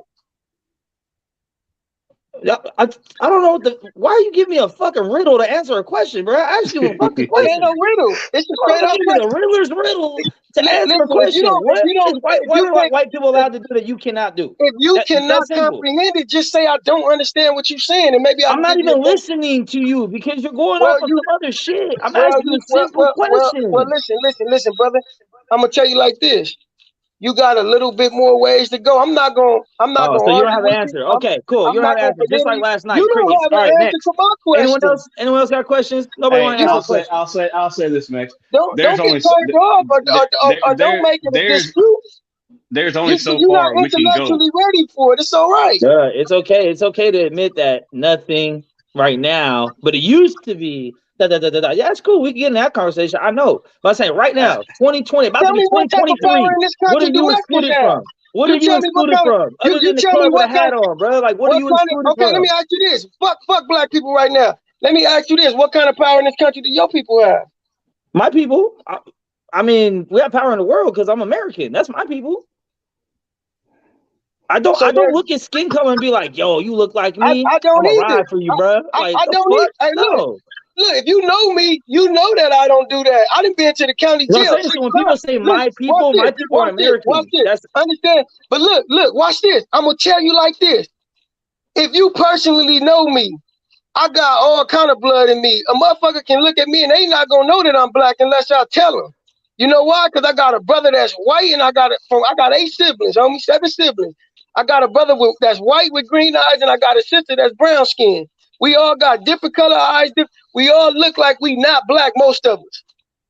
And if you know anything about me, I don't play the politics of the race. I'm not racist at all. But understand this. It don't matter how the fuck I feel about another human being because we all equal. You know how that judge gonna view me? You know how America gonna view me? As another nigga, and they gonna treat me that way. Just the same way you get in trouble and go to court. Or don't even get in trouble. They gonna treat your ass like a Mexican. Same thing, they gonna treat you like the bottom of the barrel, just like they treat me. It's a fact, homie. You can turn a blind eye to it. I had a lot of white people in the same holding cells with me, bro. I got family that's white, homie. I got real blood family that's white, nigga. I got blood family that's white. Okay, so what's gonna happen? Okay, so let's bring it all home. What's gonna happen when this hypological war starts, bro? They your people or are they not your people now? I'm gonna defend my family. That's what I'm doing. Exactly. So the family is mixed. So why are your people only black people? But I'm not. It don't matter my take on it. I'm a person for truth. I'm not going. It don't matter if I'm flourishing. I'm a billionaire. I'm never gonna turn my eye to the truth. That's my stance on this. I'm gonna tell you like this. I don't do the race thing, homie. One of my best friends was Mexican, homie. We just had a fucking hour conversation about our people, their people, race shit. And now you're like, I don't do that shit. No, but how can I turn a blind eye to the realities of this world, the truths of this world? Can I say something, LT? Can I say something, LT? Hey, Max. And the question was never answered. For the record, please officially on the record, the question was never answered. We'll go back to that. Hey, next, my foster brother's white. We got different views. Hey, and when I was in high school, man, I drove to school in a Toyota truck, '88 Toyota truck with a Dixie flag on it. You know, me not really knowing anything about what all that shit stood for, but we got different views. But I still love them, just like you. We're gonna have different views, but eventually we'll rub off on you. I'll rub off on you, hopefully, because like, far as religion, far as what race we are, we like boxing and we like MMA. That's what brings us together, regardless. So if we can be brought together by that, we can be brought together by something even greater. So that's all that matters in the end. So I don't judge you for your point of views. I just hope one day that you'll wise up. I feel like you're really smart, and eventually you'll get it, man. And I don't play race politics, bro. That's it. I don't play. All right, look, I'm gonna tell you how much I don't play race politics, homie. I've been to the county jail 6 times, 3 times in Orange County, 3 times in LA Central Jail. If you know anything about the southern part of California, the race politics is at its highest anywhere in the country. And look, when I went in that jail cell, every time I let everybody know, homie, I don't play that race politics. If a nigga got a problem and it jump off in here, long as you don't put your hands on me, I ain't gonna put my, oh man, your people gonna handle you. Nigga, don't worry about what my people gonna do. I'll take care of that. I don't play the race. Nigga, I stood up on my 10 toes in the face of that, and I've always done that. I don't play none of them racial games, homie, but I'm not gonna sit here and act like the shit, that divide is not, it doesn't occur and it's not happening. It's real, homie. It's real as me and you sitting here physically and we all having a conversation. This is real. This often gets misinterpreted that people think that I'm one of those people that think racism doesn't exist. By no means am I saying that. I'm actually the person that says racism will forever exist. There will never be a time where we don't have it. But my thing is to act like that's what's moving everything in life, and everything you ain't got is because of that, and everything you got. Who said that? No, I'm saying this overall like conversation is always like we're being held down by this invisible shit. I never said that. You gotta. If you make a statement, such a blanket statement like that, you gotta really be able to delve into the context of what a person is saying. I'm gonna tell you this: we'll never get treated equal in this country, but we have a system in place, an economical system in place in this country that allows any human being to manipulate the system in their benefit for their gain.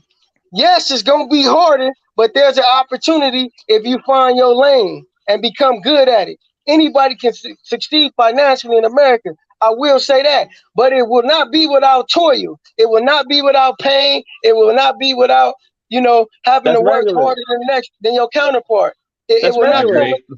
Say, let me ask a question real quick to Max. Hey Max, did you know that Brett Favre, a multimillionaire, he's in trouble for fraud in the government of Mississippi, welfare fraud, and then you got Ted DiBiase and his son got $4 million in PPP loans, but you got niggas going to jail for $10,000, but they stealing millions. Hey, they said you can write an apology and they'll take it away. That was just something Boosie said today. Now I want to ask a question to I think his name is Mike. Now when you talk about being able to talk it out and strategic and the art of war, well, you had these Tulsas, these what was they called, Redwoods or whatever, these little small towns where you had doctors, lawyers. You had these people that they were flourishing. Yeah, they was flourishing, right?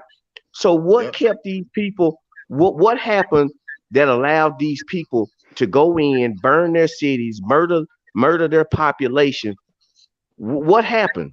What happened? They could not defend themselves. So no matter how comfortable you are, hold on. No matter how comfortable you are in the United States as a black man, I don't care how much money you got, you cannot defend yourself. You know why? Because they got more guns than you, because we're separated.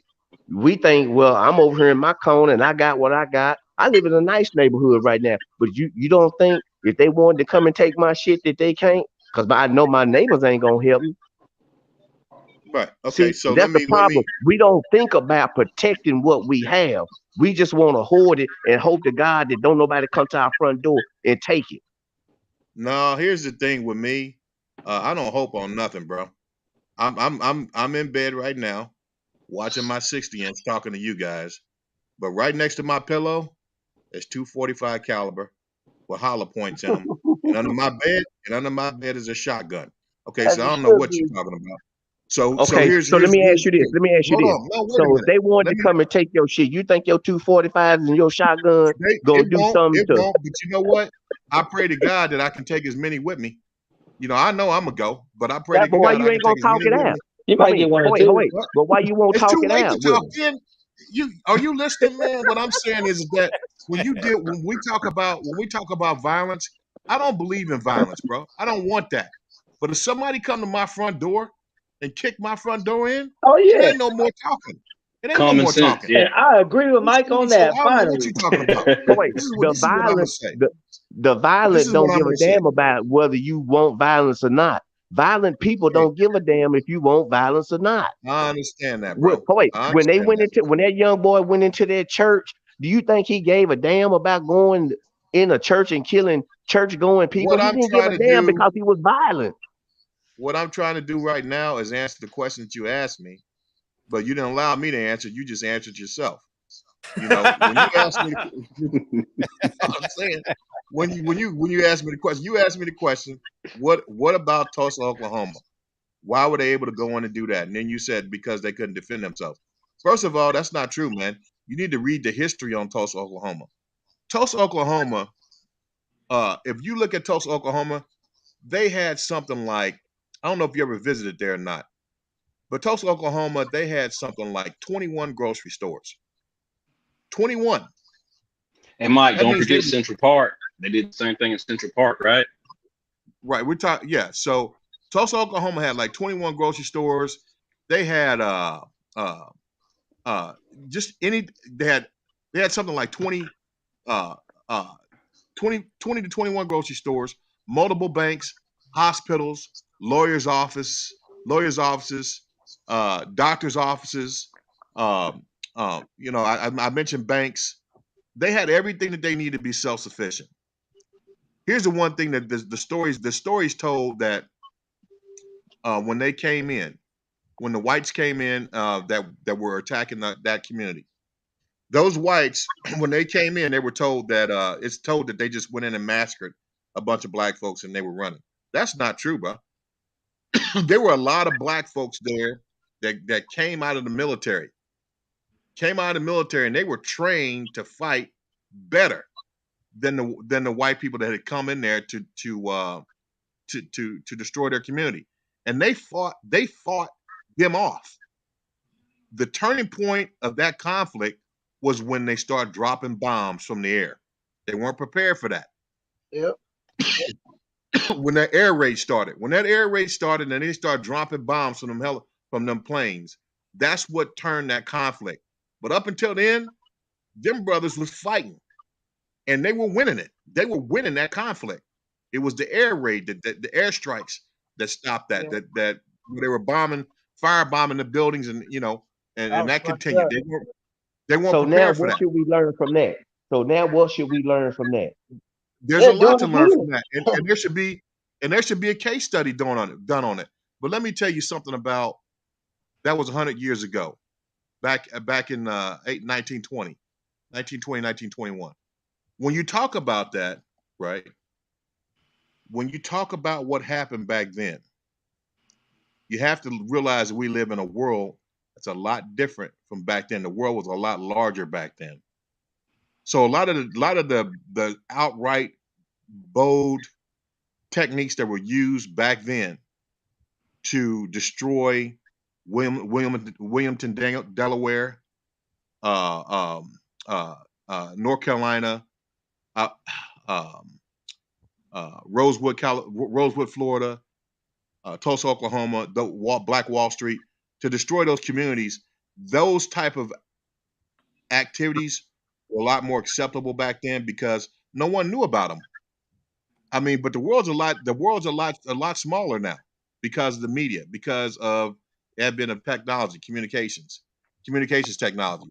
So if something happens, the lights off down there, and if something goes on like that now in a community where Black people build up and start circulating the dollar within our own communities and supporting our own businesses and so forth, something like that happens, then of course that's going to be televised all over the globe in a matter of minutes. You know, you see what I'm saying? That type of strategy is no longer applicable and no longer effective. And the reason why is because one of the loopholes of democracy, as we know it in the Western world or in the United States, is deception. You have to, even though you have the actions of a devil, you have to prove, you have to look at like an angel of light to the rest of the world in order for you to keep the respect of the rest of the world. And the United States has done that. I mean, the way that they treated, the way that Black people were treated in the United States over time, the way we've been treated. The United States, the propaganda that's went out is that we are the refuse of the planet, and therefore we deserve that treatment.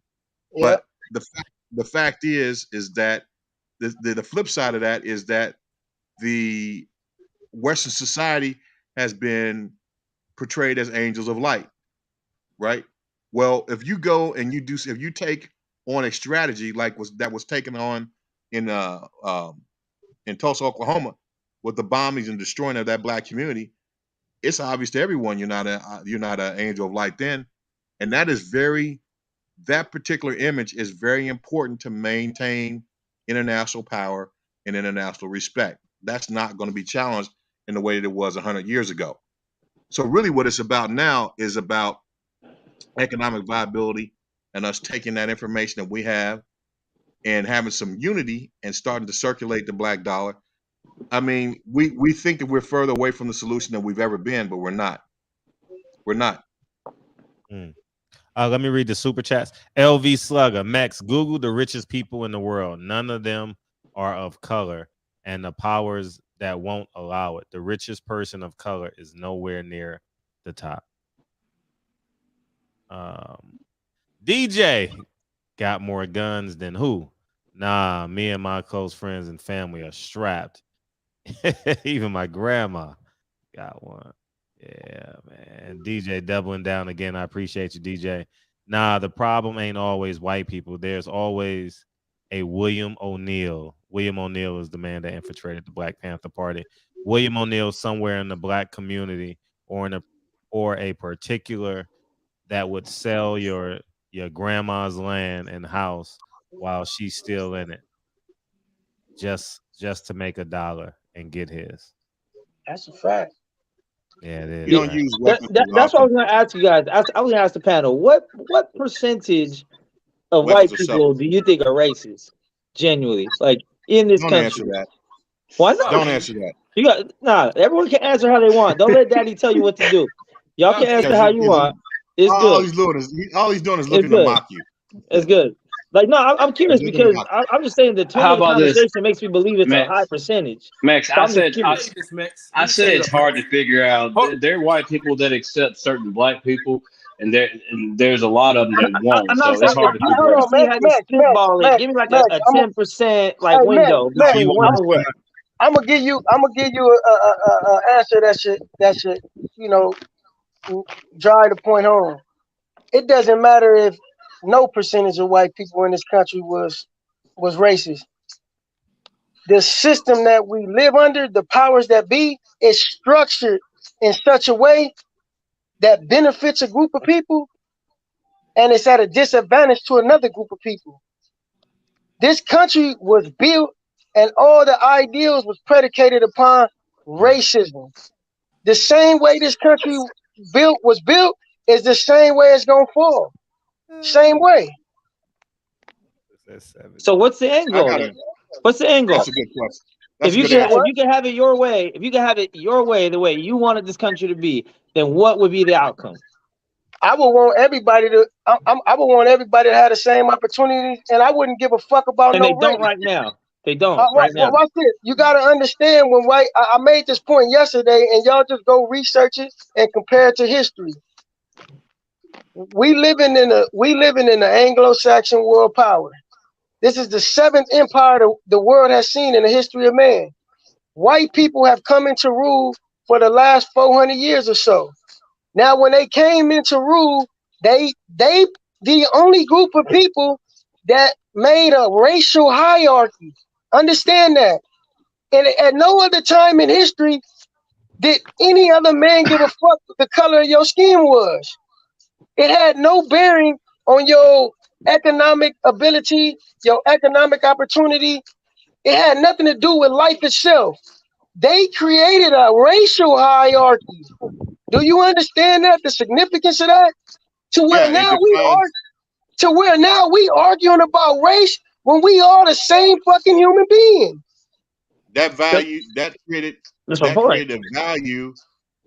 a value of your humanity based on your skin color. And everybody bought into it. Everybody in the world bought into it. That's nothing new. Since the beginning of time, that's how it's been. No, it hasn't. I just told you. All the greatest empires. You know the greatest empires. Look at them. They destroyed everyone that didn't look like them. That was the point. That's what they did. From Genghis Khan to Julius Caesar to fucking to Hannibal to everybody, bro. You didn't hear what I just said. At no other point, look, the reason why we talking about race and there's a difference between you and me because we're a different skin color is because there was a racial hierarchy set in place 400-500 years ago by white people. It was. Do you understand the mental dynamic of that? Do you understand that? I understand the mental dynamic of someone holding on to a 500-year grudge and you weren't even there. It's happening. That's why we talking about it, bro. Do you I just asked you to give me specific examples. You have not given me one. Give me a link, something, bro. You gotta do some research. I gotta do the research. Okay, but y'all the pros. Y'all the professionals, supposedly. I didn't say I'm a professional, nigga. I'm a nigga. I'm just another nigga. I'm not no professional. I'm not no better than you, man. Like, I can tell you this, though. I can tell you this. I put my mind forth to do a lot of studying in my lifetime. So in this big ass head of mine, I got a lot of knowledge in here that can't nobody really come against. And if you do, I'm gonna let you know what it really is. Now, so that's why I say this: share the knowledge. Where did you get it from? I'm sharing it with you. At no other point in history of mankind did it matter your economical opportunity? Your skin color didn't matter. It did not matter. Your skin color didn't determine your value as a human being. Exactly. Okay. White people did this, and they did it for a purpose. You got to understand, they did another thing during this time, too. Go study the history of the Eastern Bloc and the Western Bloc of Europe. They were at war with each other. White people were at war with each other because of their religions. They were at war with each other. But they understood this. If we want to have power in this world, we got to come together as whites and unify the white race. They determined that based on the skin color. Yeah. Hey, but that's not all the way true either, because in the beginning of the U.S., Irish and Italians were treated as less than white, and they were white skinned too. Let me say this, L. What I'm going to say to add, I think in general what you're saying is correct, but what I will say is that a lot of the Eastern European nations, they didn't do any colonization, man. When you look at the most of the colonization came from the Portuguese, the Spanish, right? The Western Europeans. Yeah, the Western. Now, but you got to understand this too. They also haven't relinquished their white privilege as it pertains to the global outlook. Like they still carry that privilege of being white. Like they haven't relinquished that either. White is like being white in the world is understood like the language of money. Sure. That's capital. That is your skin color. If it is Caucasian, you have a natural human capital. You have capital, right? So unless we're talking about sports, then you last. You get picked last. You said what, brother? Unless we're talking about sports, then you getting picked last. But what's going on? I mean, as far as like the the Eastern European nations, they may, also be able to benefit from that, from that, when they come to the Western world, that privilege. So But look, I will say that they did not participate in the slave trade and the colonization of Black and brown nations. but you can't colonize something if you murder all the people. That was the problem beforehand. They just came and murdered everybody. There was nothing to. There was no oppressed people. It was just all dead. That's how it used to be. And then people say, "Hey, we can make these people be our prisoners and do what the fuck wanted." And slavery is a thing that's been going on for a while. It's just our country's so young, it's recent. We've already and the damage is still here. But compared to Europe, Europeans are thousands of years old, and it's all the same shit. It's conquer, murder, rape, slavery. That's how most of the powers of the country came to play. We talked about the difference between chattel slavery and the transatlantic slave trade. The slavery resulted from that, and all the slavery that happened before then. How there's no comparison. There's absolutely no comparison. And we talked to you about that several times, but you still keep repeating the same thing like you never heard us say that. That's what lets me know that you're not doing anything but mocking us. No, that's what lets me know that you playing the victim Olympics over here because my type of slavery is worse than your people's type of slavery, so I don't give a fuck. That's what you want. You know what? White people are slaves to people too. Blacks are slaves their own. But it's like all we care about is this one. All we care about this one. I'm not a victim. You know what I am? There's still slavery right now in Libya. I'm not a victim. I'm not a victim. I'm a hero. You know why? Because I want to see things done right. And if there's, I don't care what color it is, if there's people that are being mistreated and not being treated fairly, I'm concerned about that. Right. Okay? So why don't you got concern for white people? Because they're not being treated fairly right now. I'm concerned for anyone that's not being treated fairly. What the fuck? I'm concerned for anyone that's not being treated fairly. I'm gonna tell you right now, and I'm gonna break this down for you because this is very specific. How important do you feel that social commentary is in this day and age? The YouTube, the social media, being able to post your opinion, get on panels like this and talk to each other, right? This is important shit right here. Whether we agree or not, this is important.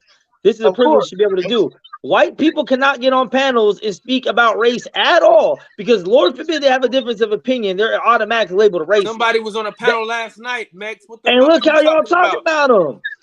Because he didn't know where we were coming from. You can't be white and try to come from a perspective of a black man. But you can't be black and try to come from the perspective of a white man either. We don't want to know what the white man come from. And that's the problem. You can't solve a problem by not giving a fuck what the other side wants or is going through. I think Michael Fuller said it best. They don't want to relinquish their power. A person with power is not going to give it up, man. They don't want anything. I absolutely agree. I absolutely agree because I've said that for a while. I say equality. People only want to talk about equality when it means they gain something. If it means you got to give something up, nobody wants to be equal no more. Right. That's why I said yesterday, white people can say that white privilege don't exist, right?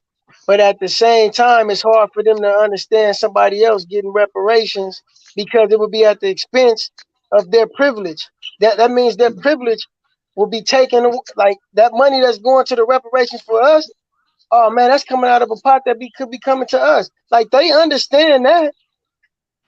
They totally or telling us, okay, we'll give you reparations, but we'll do it in some kind of funding for land and education. No, we want the same fucking check, the same dollar bills you gave every exactly. Here's the thing. You know what the deal is though? The reason why a lot of people like that don't have a problem with giving monetary reparations to the Japanese, the Afghan refugees that just came over here when Biden pulled all the troops out of Afghanistan, the Ukrainians that came over here, gave them billions of dollars. When the COVID situation came up and they passed that anti-hate Asian hate legislation, when they gave them millions of dollars, the reason why they don't have a problem giving them cash payments like that, but then divvying out those same, not the same cash payments, but cash payments for the reparations for the things that we went through, is two reasons. The first reason is in order for us, it's been estimated that in order for them to actually pay us back, not for the suffering, not for the death and suffering, but just for the labor, the free labor that took place for over those 350 years or so that our ancestors worked for completely free, it would cost over $28 trillion. Okay, just for the labor. We're not talking about the lynching, the rape, the murder. We're just talking about just the labor. That would translate to over 28 trillion. That would completely collapse the U.S. economy. That's the first thing. The second thing is this. If, like you mentioned, El, yesterday, if that was to happen, that would almost level the playing field in regards to economic viability to black all the way. families Because they already look at it like, damn, we didn't oppress these people, and they still shown such resilience to have, you know, some kind of or like they've done enough to show that damn they can rise above that, and they done this while we've oppressed them. If we even feel, it's gonna really it's fear. That's fear, man. To them, that's fear. The reason why they don't, why people who live by that paradigm of racial hierarchies, like Max does, because he thinks he's above us too. Shut the fuck up, bro. You're talking so much shit, bro. Like, but the people who live by that hierarchy. Just because you read some books don't make you no better than nobody else, bro. I mean, shit. But you bleed like I bleed, you die like I die. That's how life go. I don't give a fuck. But ain't nobody gonna be over me because of a skin color either. I bet that's never gonna happen. I don't give a fuck what color it is. Bet that. All you gotta do is just listen for when you throw a rock. Just listen for the yell. You're not even an American. You ain't. Let me say this. You don't even know what. No, he don't even know what he is. No. Hey, in jail, I was the other. I didn't link up with nobody, bro. I stayed on the same shit. The same way my man's at the bottom said. I told him the same shit because the brothers wanted me to run with them. They said, "Hey, Max, you can run with the brothers." Ooh, I was like, "Nah, I ain't running with nobody. I'm just gonna stay where I'm at." They're like, "If shit go down, you gotta choose up." I said, "Nah, I'm gonna get packed out by everybody because I'm only here for 30 days. I ain't about to get involved in no fucking race politics." The fuck. The second reason why they don't want. The second reason why people who believe in the racial hierarchy do not want to give those cash payments out is because it will equalize the playing field economically. Now, and that is a problem because it doesn't really matter how much money you have or how much money someone who believes in that system has. They just don't want you to have what they have. Because if you're living on the same level as they're living on, then that takes away from their self-worth. That takes away from away from what they believe in. I just said it. Are you listening? He don't never listen. Goddamn problem, man. Now, if you said you got some, the powers that be, who are the powers that be? If I said I had some pure Henny, white, he'd be listening right now. Fucking. If I told you what, we can't have no Henny White out here. You know that's gonna cause a problem too. If I told you that some black folks want to buy a dime bag, then you would have heard me. All right, so now. Yeah. Ooh, you emotional for being an old man, dog. You getting your feelings a lot, huh? How does life work for you? Hey, Max, I'll tell you why paranoid that the powers that be are out to get you, but no one in specific, just the system of the powers of the people that are alive but not alive. But, bro. All right, Max, I'll give you an example. We only can say what the people show us. Okay, anytime that something happens to a crisis in a white country, America is quick to jump on aid, send them aid everywhere. Okay, Jackson, Mississippi, where my friend Mr. Shelton lives, they sent all them billions of dollars over to the Ukraine, but can't even help your own people, man. Deion Sanders and his group. That's why we have the chip on our shoulder, because they're showing us who they are. And they are the people with the money, which are the white. The white people are the people that are white people do that. Black people. So the white people, like all the white people in your neighborhood, donate that money to Ukraine. So you're mad at them. Hey, they're at gas stations everywhere. Donate. He's mocking you, man. But I'm I asking because to I make the don't breakdown mind. like white people, so like I got a problem with white people. So what color should I? So what color should I call them? They're showing us who they are. So what do Then you say the expect us to government. do? Say the government. Hey, watch this, So Max. who Watch runs this, the Max. government? Max, Who runs Max, the watch this. government? There's a lot of I'm gonna different ask you people a that run the question. government. I'm gonna ask you this, Max. I'm gonna ask you this though. What group of people run Mexico? What? What group of people runs Mexico? Group of people run Mexico? Mexicans? Yeah. Okay, what group of people run Russia? Russians? Okay, what group of people run China? Wait, you don't think you're American? No, I answered the question. What group of people run China? Chinese? Okay, what group of people run America? Americans. And you American, right? Yes, sir. You don't run America. White people run America. You're not white. White people don't run America. Okay. How you feel? Can I intervene for a second? Go ahead, Wait, brother. Let me get this off. Let me get There's this more off one poor time. white people in this country. Let me get this off. Let me get this off. Let me There's get this more off one white time, people man. on welfare than anyone else too. So all those white people are running shit. Those are the guys. Those are the people you hate. Your own supply, man. All the hillbillies, the trailer parks, the people that are just as poor as you, if not poor. Those people, those are the people you hate. And Max, in the early '80s. That's why I said be specific. If there's a governor or a senator that made a bill or proposed something that I get that. Then talk about that guy. That guy right there. He's a racist piece of shit.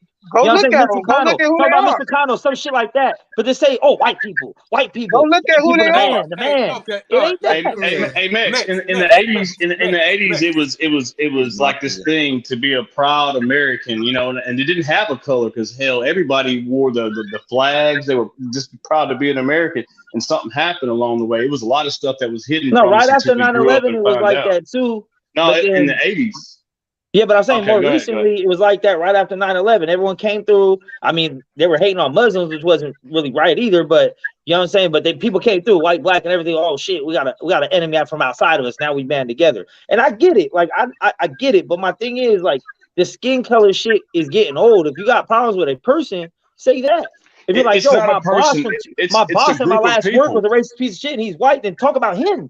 But don't be like, yo, this person, that person, because like I told y'all, I have white family members. So when y'all say white people, first people I'm gonna think of is my people. white family members too. So you talking about my brother then? I'm You gonna talking tell you. about my brother? You talking about my cousin? I got white family members. I got white So family when I members ask you too. who's the enemy, white people, Hey, then look, you talking about my brother. Then now you gotta be mine. Hey, my kids are mixed, man. Their mom's white, but what I'm saying is the people that are in power are white, and the people that help Not them are all white. of The them. people, but they're helping their other. They're helping their people. Majority of They're them, not yes. helping Majority us. of them, yes. But then therefore, like, be specific. These people in power, like, blanket statements become dangerous because the same way that someone said, "Oh, black people this, black people that," you're gonna be like, "What the fuck? No, not all." I bet you Say if we were to go to specific some kind of people. court and talk about it, they know who we're talking about. We don't have to say you. They know who they're talking about as a collective. Hey, they man, know. Yeah, but motherfuckers is mad at white people as a collective for giving money to Ukraine. No, it's not okay, but you can't help your fellow Americans out. We come first before you the send the money government, over I there. agree with what you said. Can I read from the something real government, quick? that's not a white people thing, brother. It's the Can I government. read something real quick? Let me get the Go ahead, floor. I'll brother. let Read y'all that, talk. read that. Let me get the floor just for a Read second. that. I'm Go gonna ahead. read. You got the I'm floor, gonna read. brother. I'm gonna read Article 14, Section 4 of the Constitution, and this is gonna tell you why you're not gonna get reparations.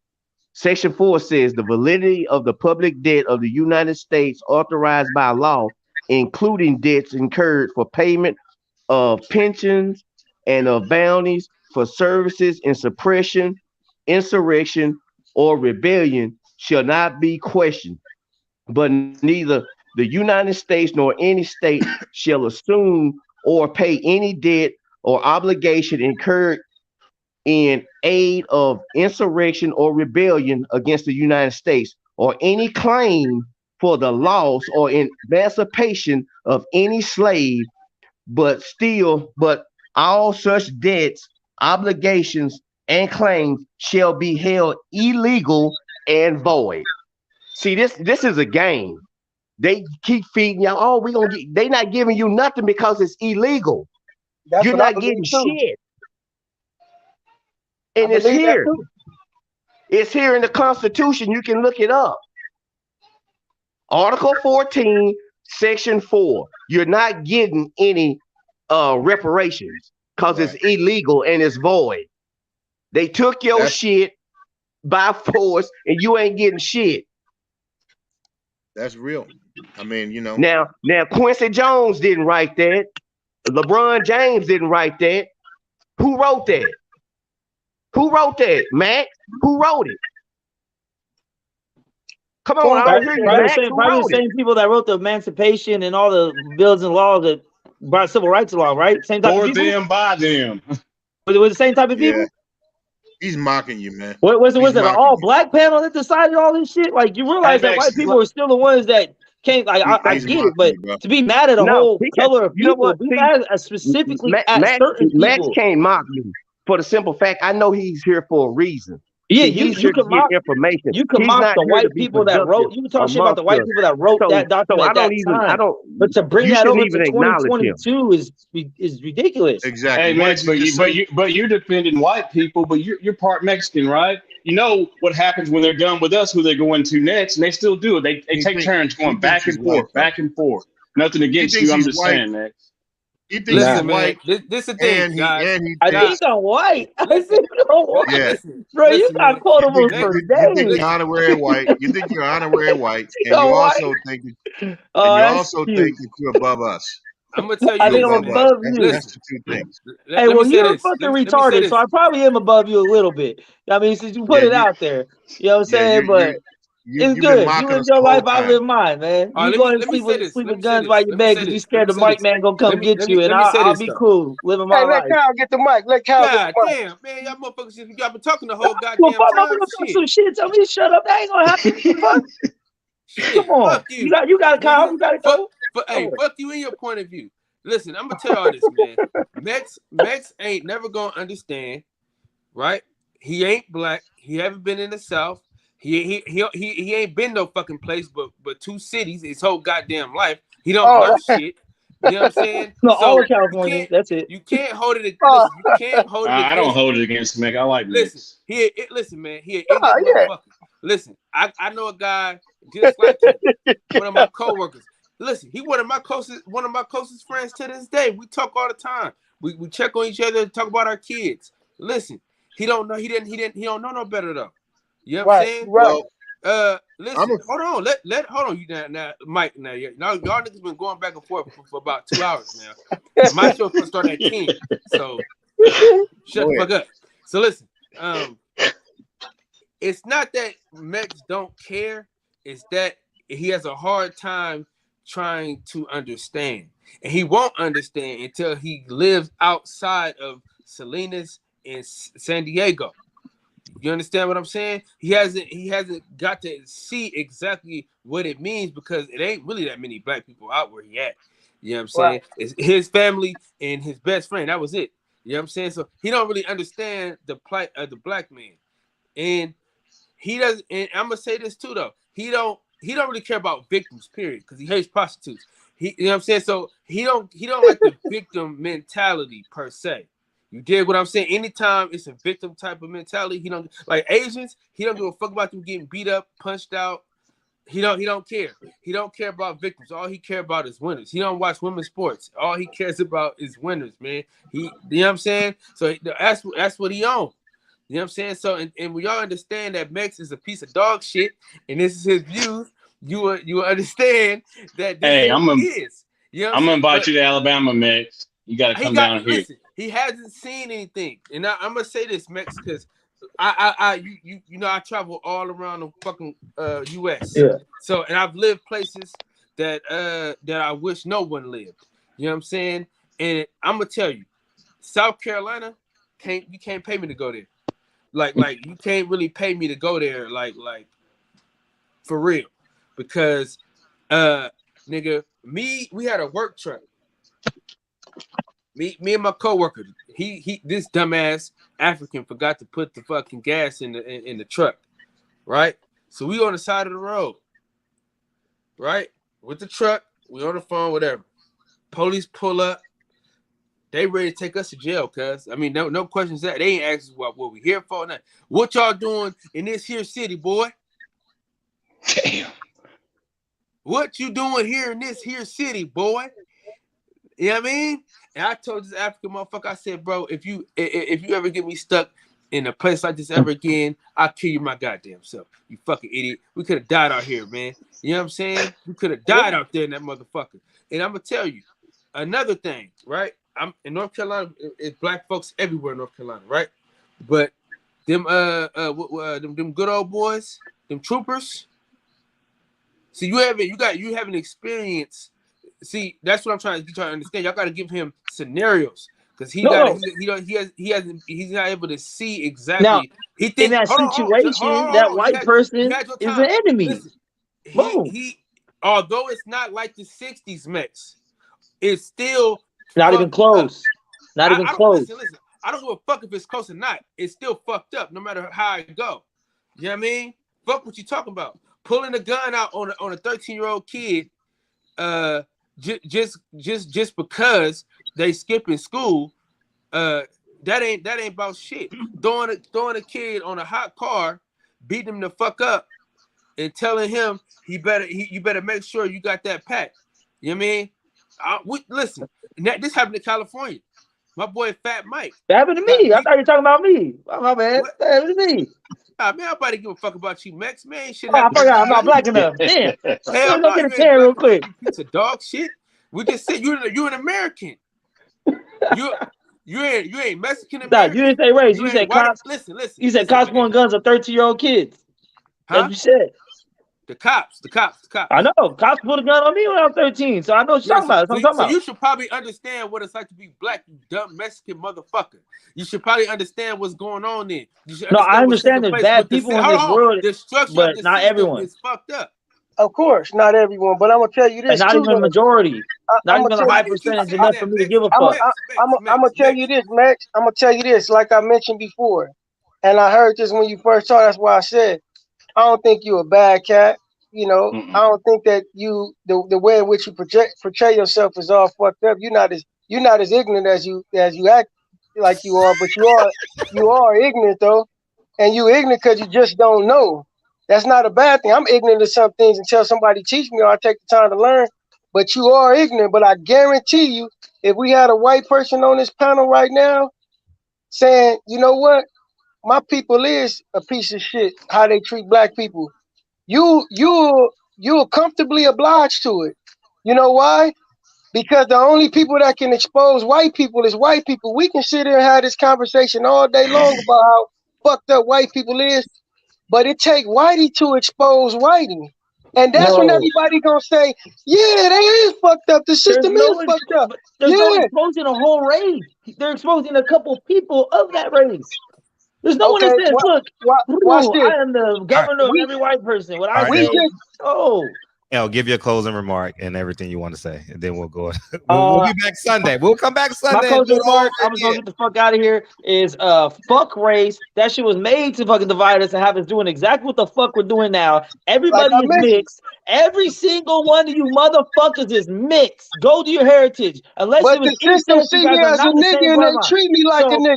So if everybody's mixed, what the fuck you tripping on? Now you're tripping on just the color. Just the color. Say that, hey Max, say that shit at a Klan rally. I will. Hey, son. That's why, Max. That's why. Yeah, it's the ugly truth, but we all mixed. You fucking idiot. There's a lot of racist shit going down. We all mixed. A lot of history of that shit. We all mixed. What we crying about? That's what we're trying to tell you, though. You're not understanding what's going on.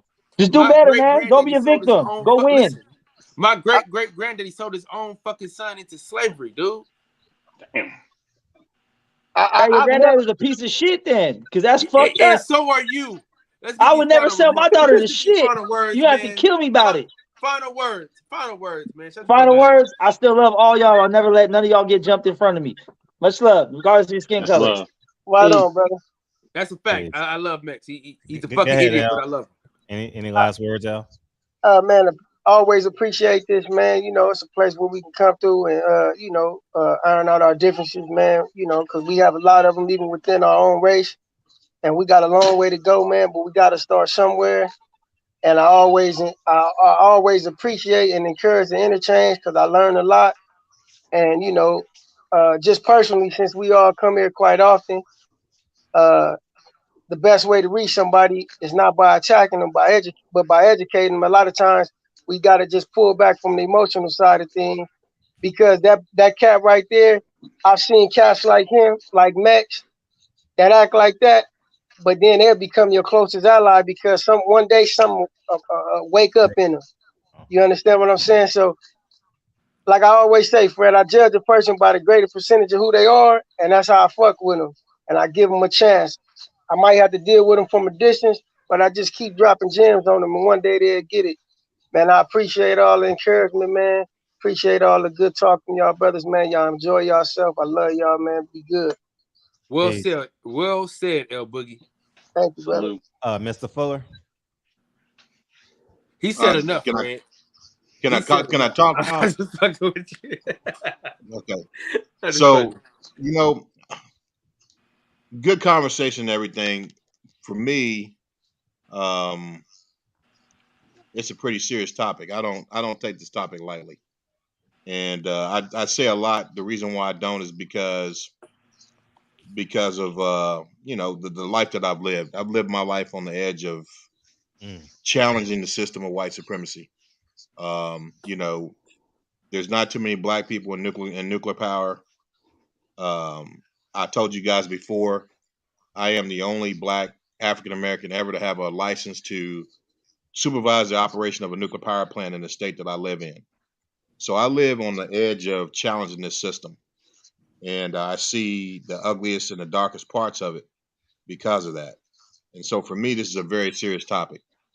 So when I have like a guy like, you know, it's just real. You know what I mean? When I have a guy like Mex, when he comes in and says, and pretty much makes light of it, or kind of mocks the whole situation like it doesn't exist, or that everyone on here is just making some general statements about everyone white, and that's not the case. We said plenty of times. I know plenty of white people who don't support that system, do not support the system of oppression and inequality and inequity. They don't support that. They may not say a lot about it, but they don't support it, and they don't feel good about it. So, but there are people who do support it. It's just a known fact that there's a lot of different right-wing supremacist groups that have infiltrated police departments all over the country. It's a known fact. Los Angeles is a prime example. So it's a real issue. It's something that's happening, and it's affecting a lot of people. And I don't take it lightly, just because the situation I'm in and what I've experienced in my life. So when people mock it and act like it doesn't exist, or it's not a big deal, or we're just coming up with a bunch of things that don't really happen, and we're making generalizations that don't apply, when we've said time and time again, it's not about generalizations. It's about pointing out a problem that exists in society and trying to figure out a way and discuss ways to fix it. I don't like people mocking it. So in that sense, I don't know him as a person, but I don't like his attitude and the dismissal of the things that black people go through in this country. I don't like that. I think it's very disrespectful. And so that's my take. When we talked about this brother here, brother, when you gave the 14th Amendment, that was the 14th. What article you said that was? Article 4? You said I forgot Seymour was on. He's so dark. Seymour, you said the 14th Amendment, Article 4, right? Can you hear me? Yeah. Yeah. Hey, Yeah, 14th Article 14, Section 4. Article 14, Section 4. Okay. All right. Yes. Hey, could you put that in the chat?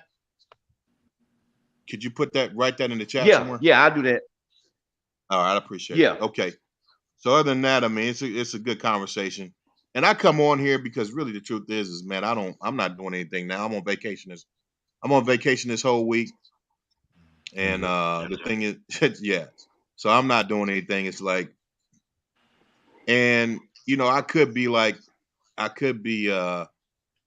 you know, just hanging out with people who kind of have the same background, everything that I do, but I don't like doing that. I like to talk to everybody. I like to have a conversation with everyone and find out where people are at, because at the end of the day, I know that we're all dust. To the dust we come, and to the dust we shall return. And there's really, and just like Mike F said, when the bank closed, we all, when the bank closed, we're all the same anyway. So, just need to be able to talk to folks. I do like when folks actually take the plight and the experience of Black people seriously, and they don't mock our experiences, mock our feelings about the experiences that we've had. I don't like that. That's very disrespectful. And so because of that, I have a problem with what that guy Mex. I have a problem with him, not personally, but the way that he dismisses a lot of the concerns that that people talk about. So, and there's some validity in some of the things that he's saying, but I just don't like it comes across as very disrespectful and dismissive of the things that our people go through. So that's it. I'm done. Appreciate you. Yeah. He got off. Birdman. Yeah, I just want to say that I like when we have these talks that because I know a lot of young people are listening of all races. Maybe this will get out to them because we got a guy that comes in here. We haven't seen him in a while, Bryce. So I can't say that all white people are prejudiced because it takes us to reach him for him to reach his people or any person. Right. And just like in Mex, we don't always have to agree with Mex. We know Mex plays with us sometimes, but at the end of the day, man, I think he means well. And we don't always have to try to win him over because eventually life will teach him a lesson. And eventually he'll pass that on to his kids. So with that being said, I just want to say I appreciate all you guys, Kyle, and everybody that was on the panel. And I thank y'all for giving me this opportunity to talk. No, that's love. We appreciate you. Sure, man. Appreciate Thank you guys for coming through. And KB, man. KB, Article 14, Constitution, Section 4. Appreciate you, KB. 21 churches, 21 restaurants, 30 grocery stores, movie theaters. I've been to Black Wall Street plenty times. It's a sad sight. I'm gonna get there. When I go to my Omaha. Yeah, What was that? Red Summer? We need to do a trip. We need to do a trip as the barbershop / boxing section. We need to do a trip, man. That's what we need to do. I definitely want to go to Omaha, so that's definitely on my bucket list at some point. You better be careful, buddy. Why? You and Bomac in them. Man, that's all talk, man. That ain't shit, man. I'm worried about boxing. I'm going against the whole nation of Islam. You talking about boxing? You talking about boxing? Hey, yeah. Let me say this, man. Yeah, you need to get the drop. I don't know if you can or not, but the Ice Cube, either they don't know, don't show what's going on in the hood. You got whenever Mex come on, you got to play that clip, dude. You got to play that drop. What's going on in the hood? Yeah, I know you're talking about. Yeah, man, it was a good show, man. Yeah, never. Shout out to Queen Latifah, the only queen that we acknowledge on today. Oh, like Christopher Wallace. You and ITY. Systemic racism is real. Fred, can host dialogue next week? Get your stopwatch out. Oh man. Not 7 black men who's ignored by their woman. Yeah, you ain't gonna be able to get them to stop talking. You know what I mean? But yeah, man, it was an awesome show. And thank you guys for coming through, man. And it's just important because you got to understand when I know you guys in the chat sometimes get annoyed, but when you're talking to a person on the platform, you're talking to the profile of another person who's watching, and so when you're talking to Michael Fuller, you're actually talking to a profile. When you're talking to me, you're actually talking to a profile. The people that are at work who don't want to be men, they just listen. So So when you guys say, get him off, there's someone in the chat, that fits that profile, so so that's why it's important. But yeah, a wrap it up box. Shout out to BET. Didn't BET have that campaign, wrap it up? Yeah, because it was a hip hop channel. Wrap it up, RAP, wrap it up. Yeah, so yeah, man, it was an awesome show. And Kyle, any final words? Yeah, man. Final words is, man, let's hope this fight don't get canceled. Oh yeah, we'll find out tomorrow, right? Yeah, I'm so excited for this fight, man. I'm more excited I really for am. this fight than anything else.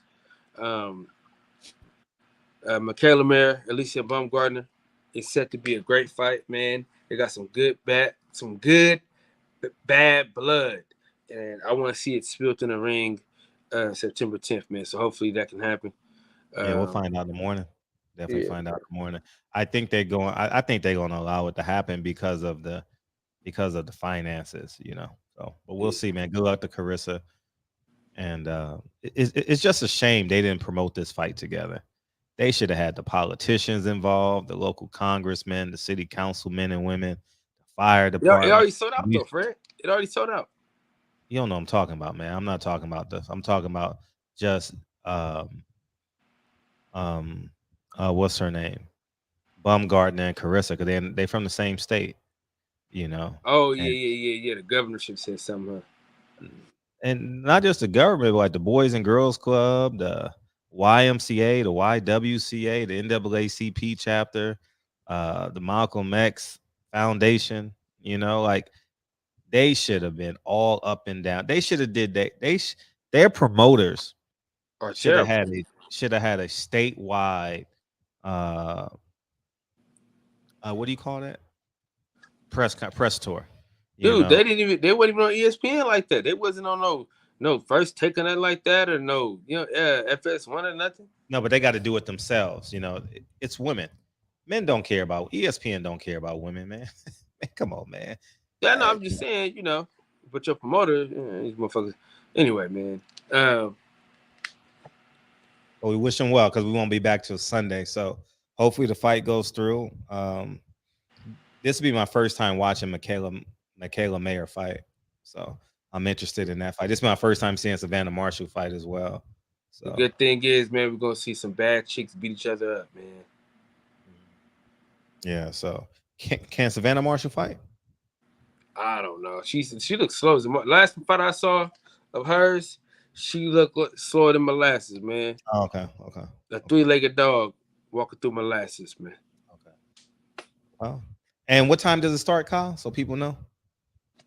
Shit, don't give me the line because it's like different time zones. Yeah, so tell people, just tell us what is EST.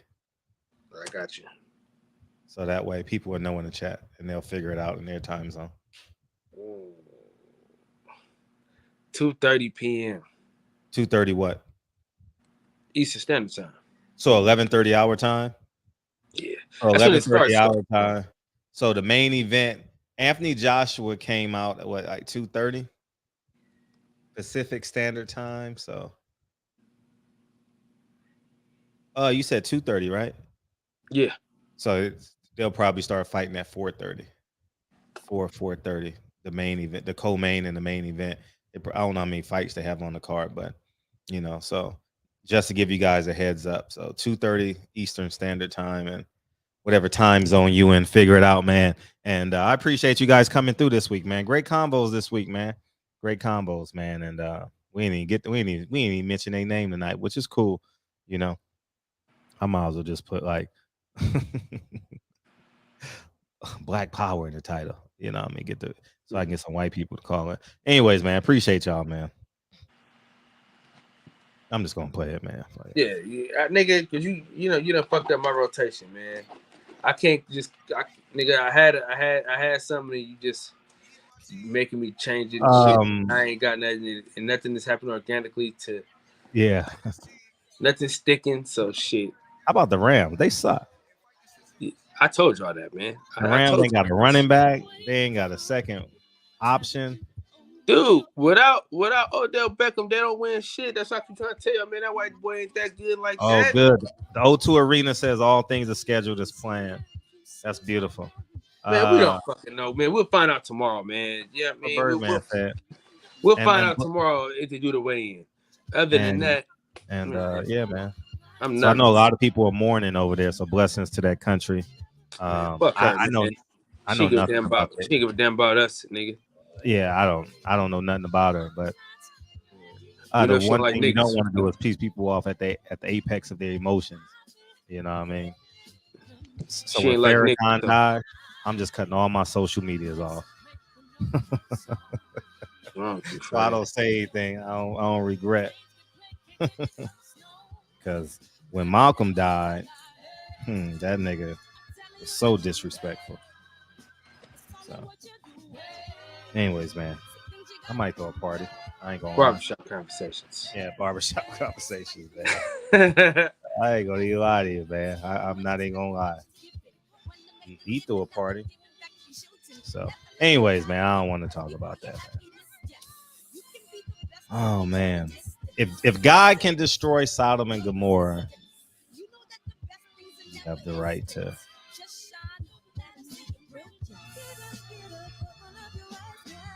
More the truth, goddammit. What'd you say? No backing down. Yeah, no backing down. But yeah, man. Hey, you gotta send that song. You gotta send that to me, man, so I can play it on my TV. Yep. Because playing the song on people, man, we missed that. We needed that a few times. Right. Yeah, bobbing and weaving and changing up like a season. Yeah, man. Awesome last two shows, man. I gotta retitle this. Show. Have a great weekend, Kyle. You taking the kids to school in the morning? Oh yeah. That's beautiful. Take your kids to school, man. Tag me so I can repost it. Take your kids to school, man. My oldest daughter be acting funny. You see how she got all this energy, energetic, laughing and stuff? Supposed to. No, she take her to school. She just be like, Kennedy the same way. People Hernandez is back this way. He been on vacation.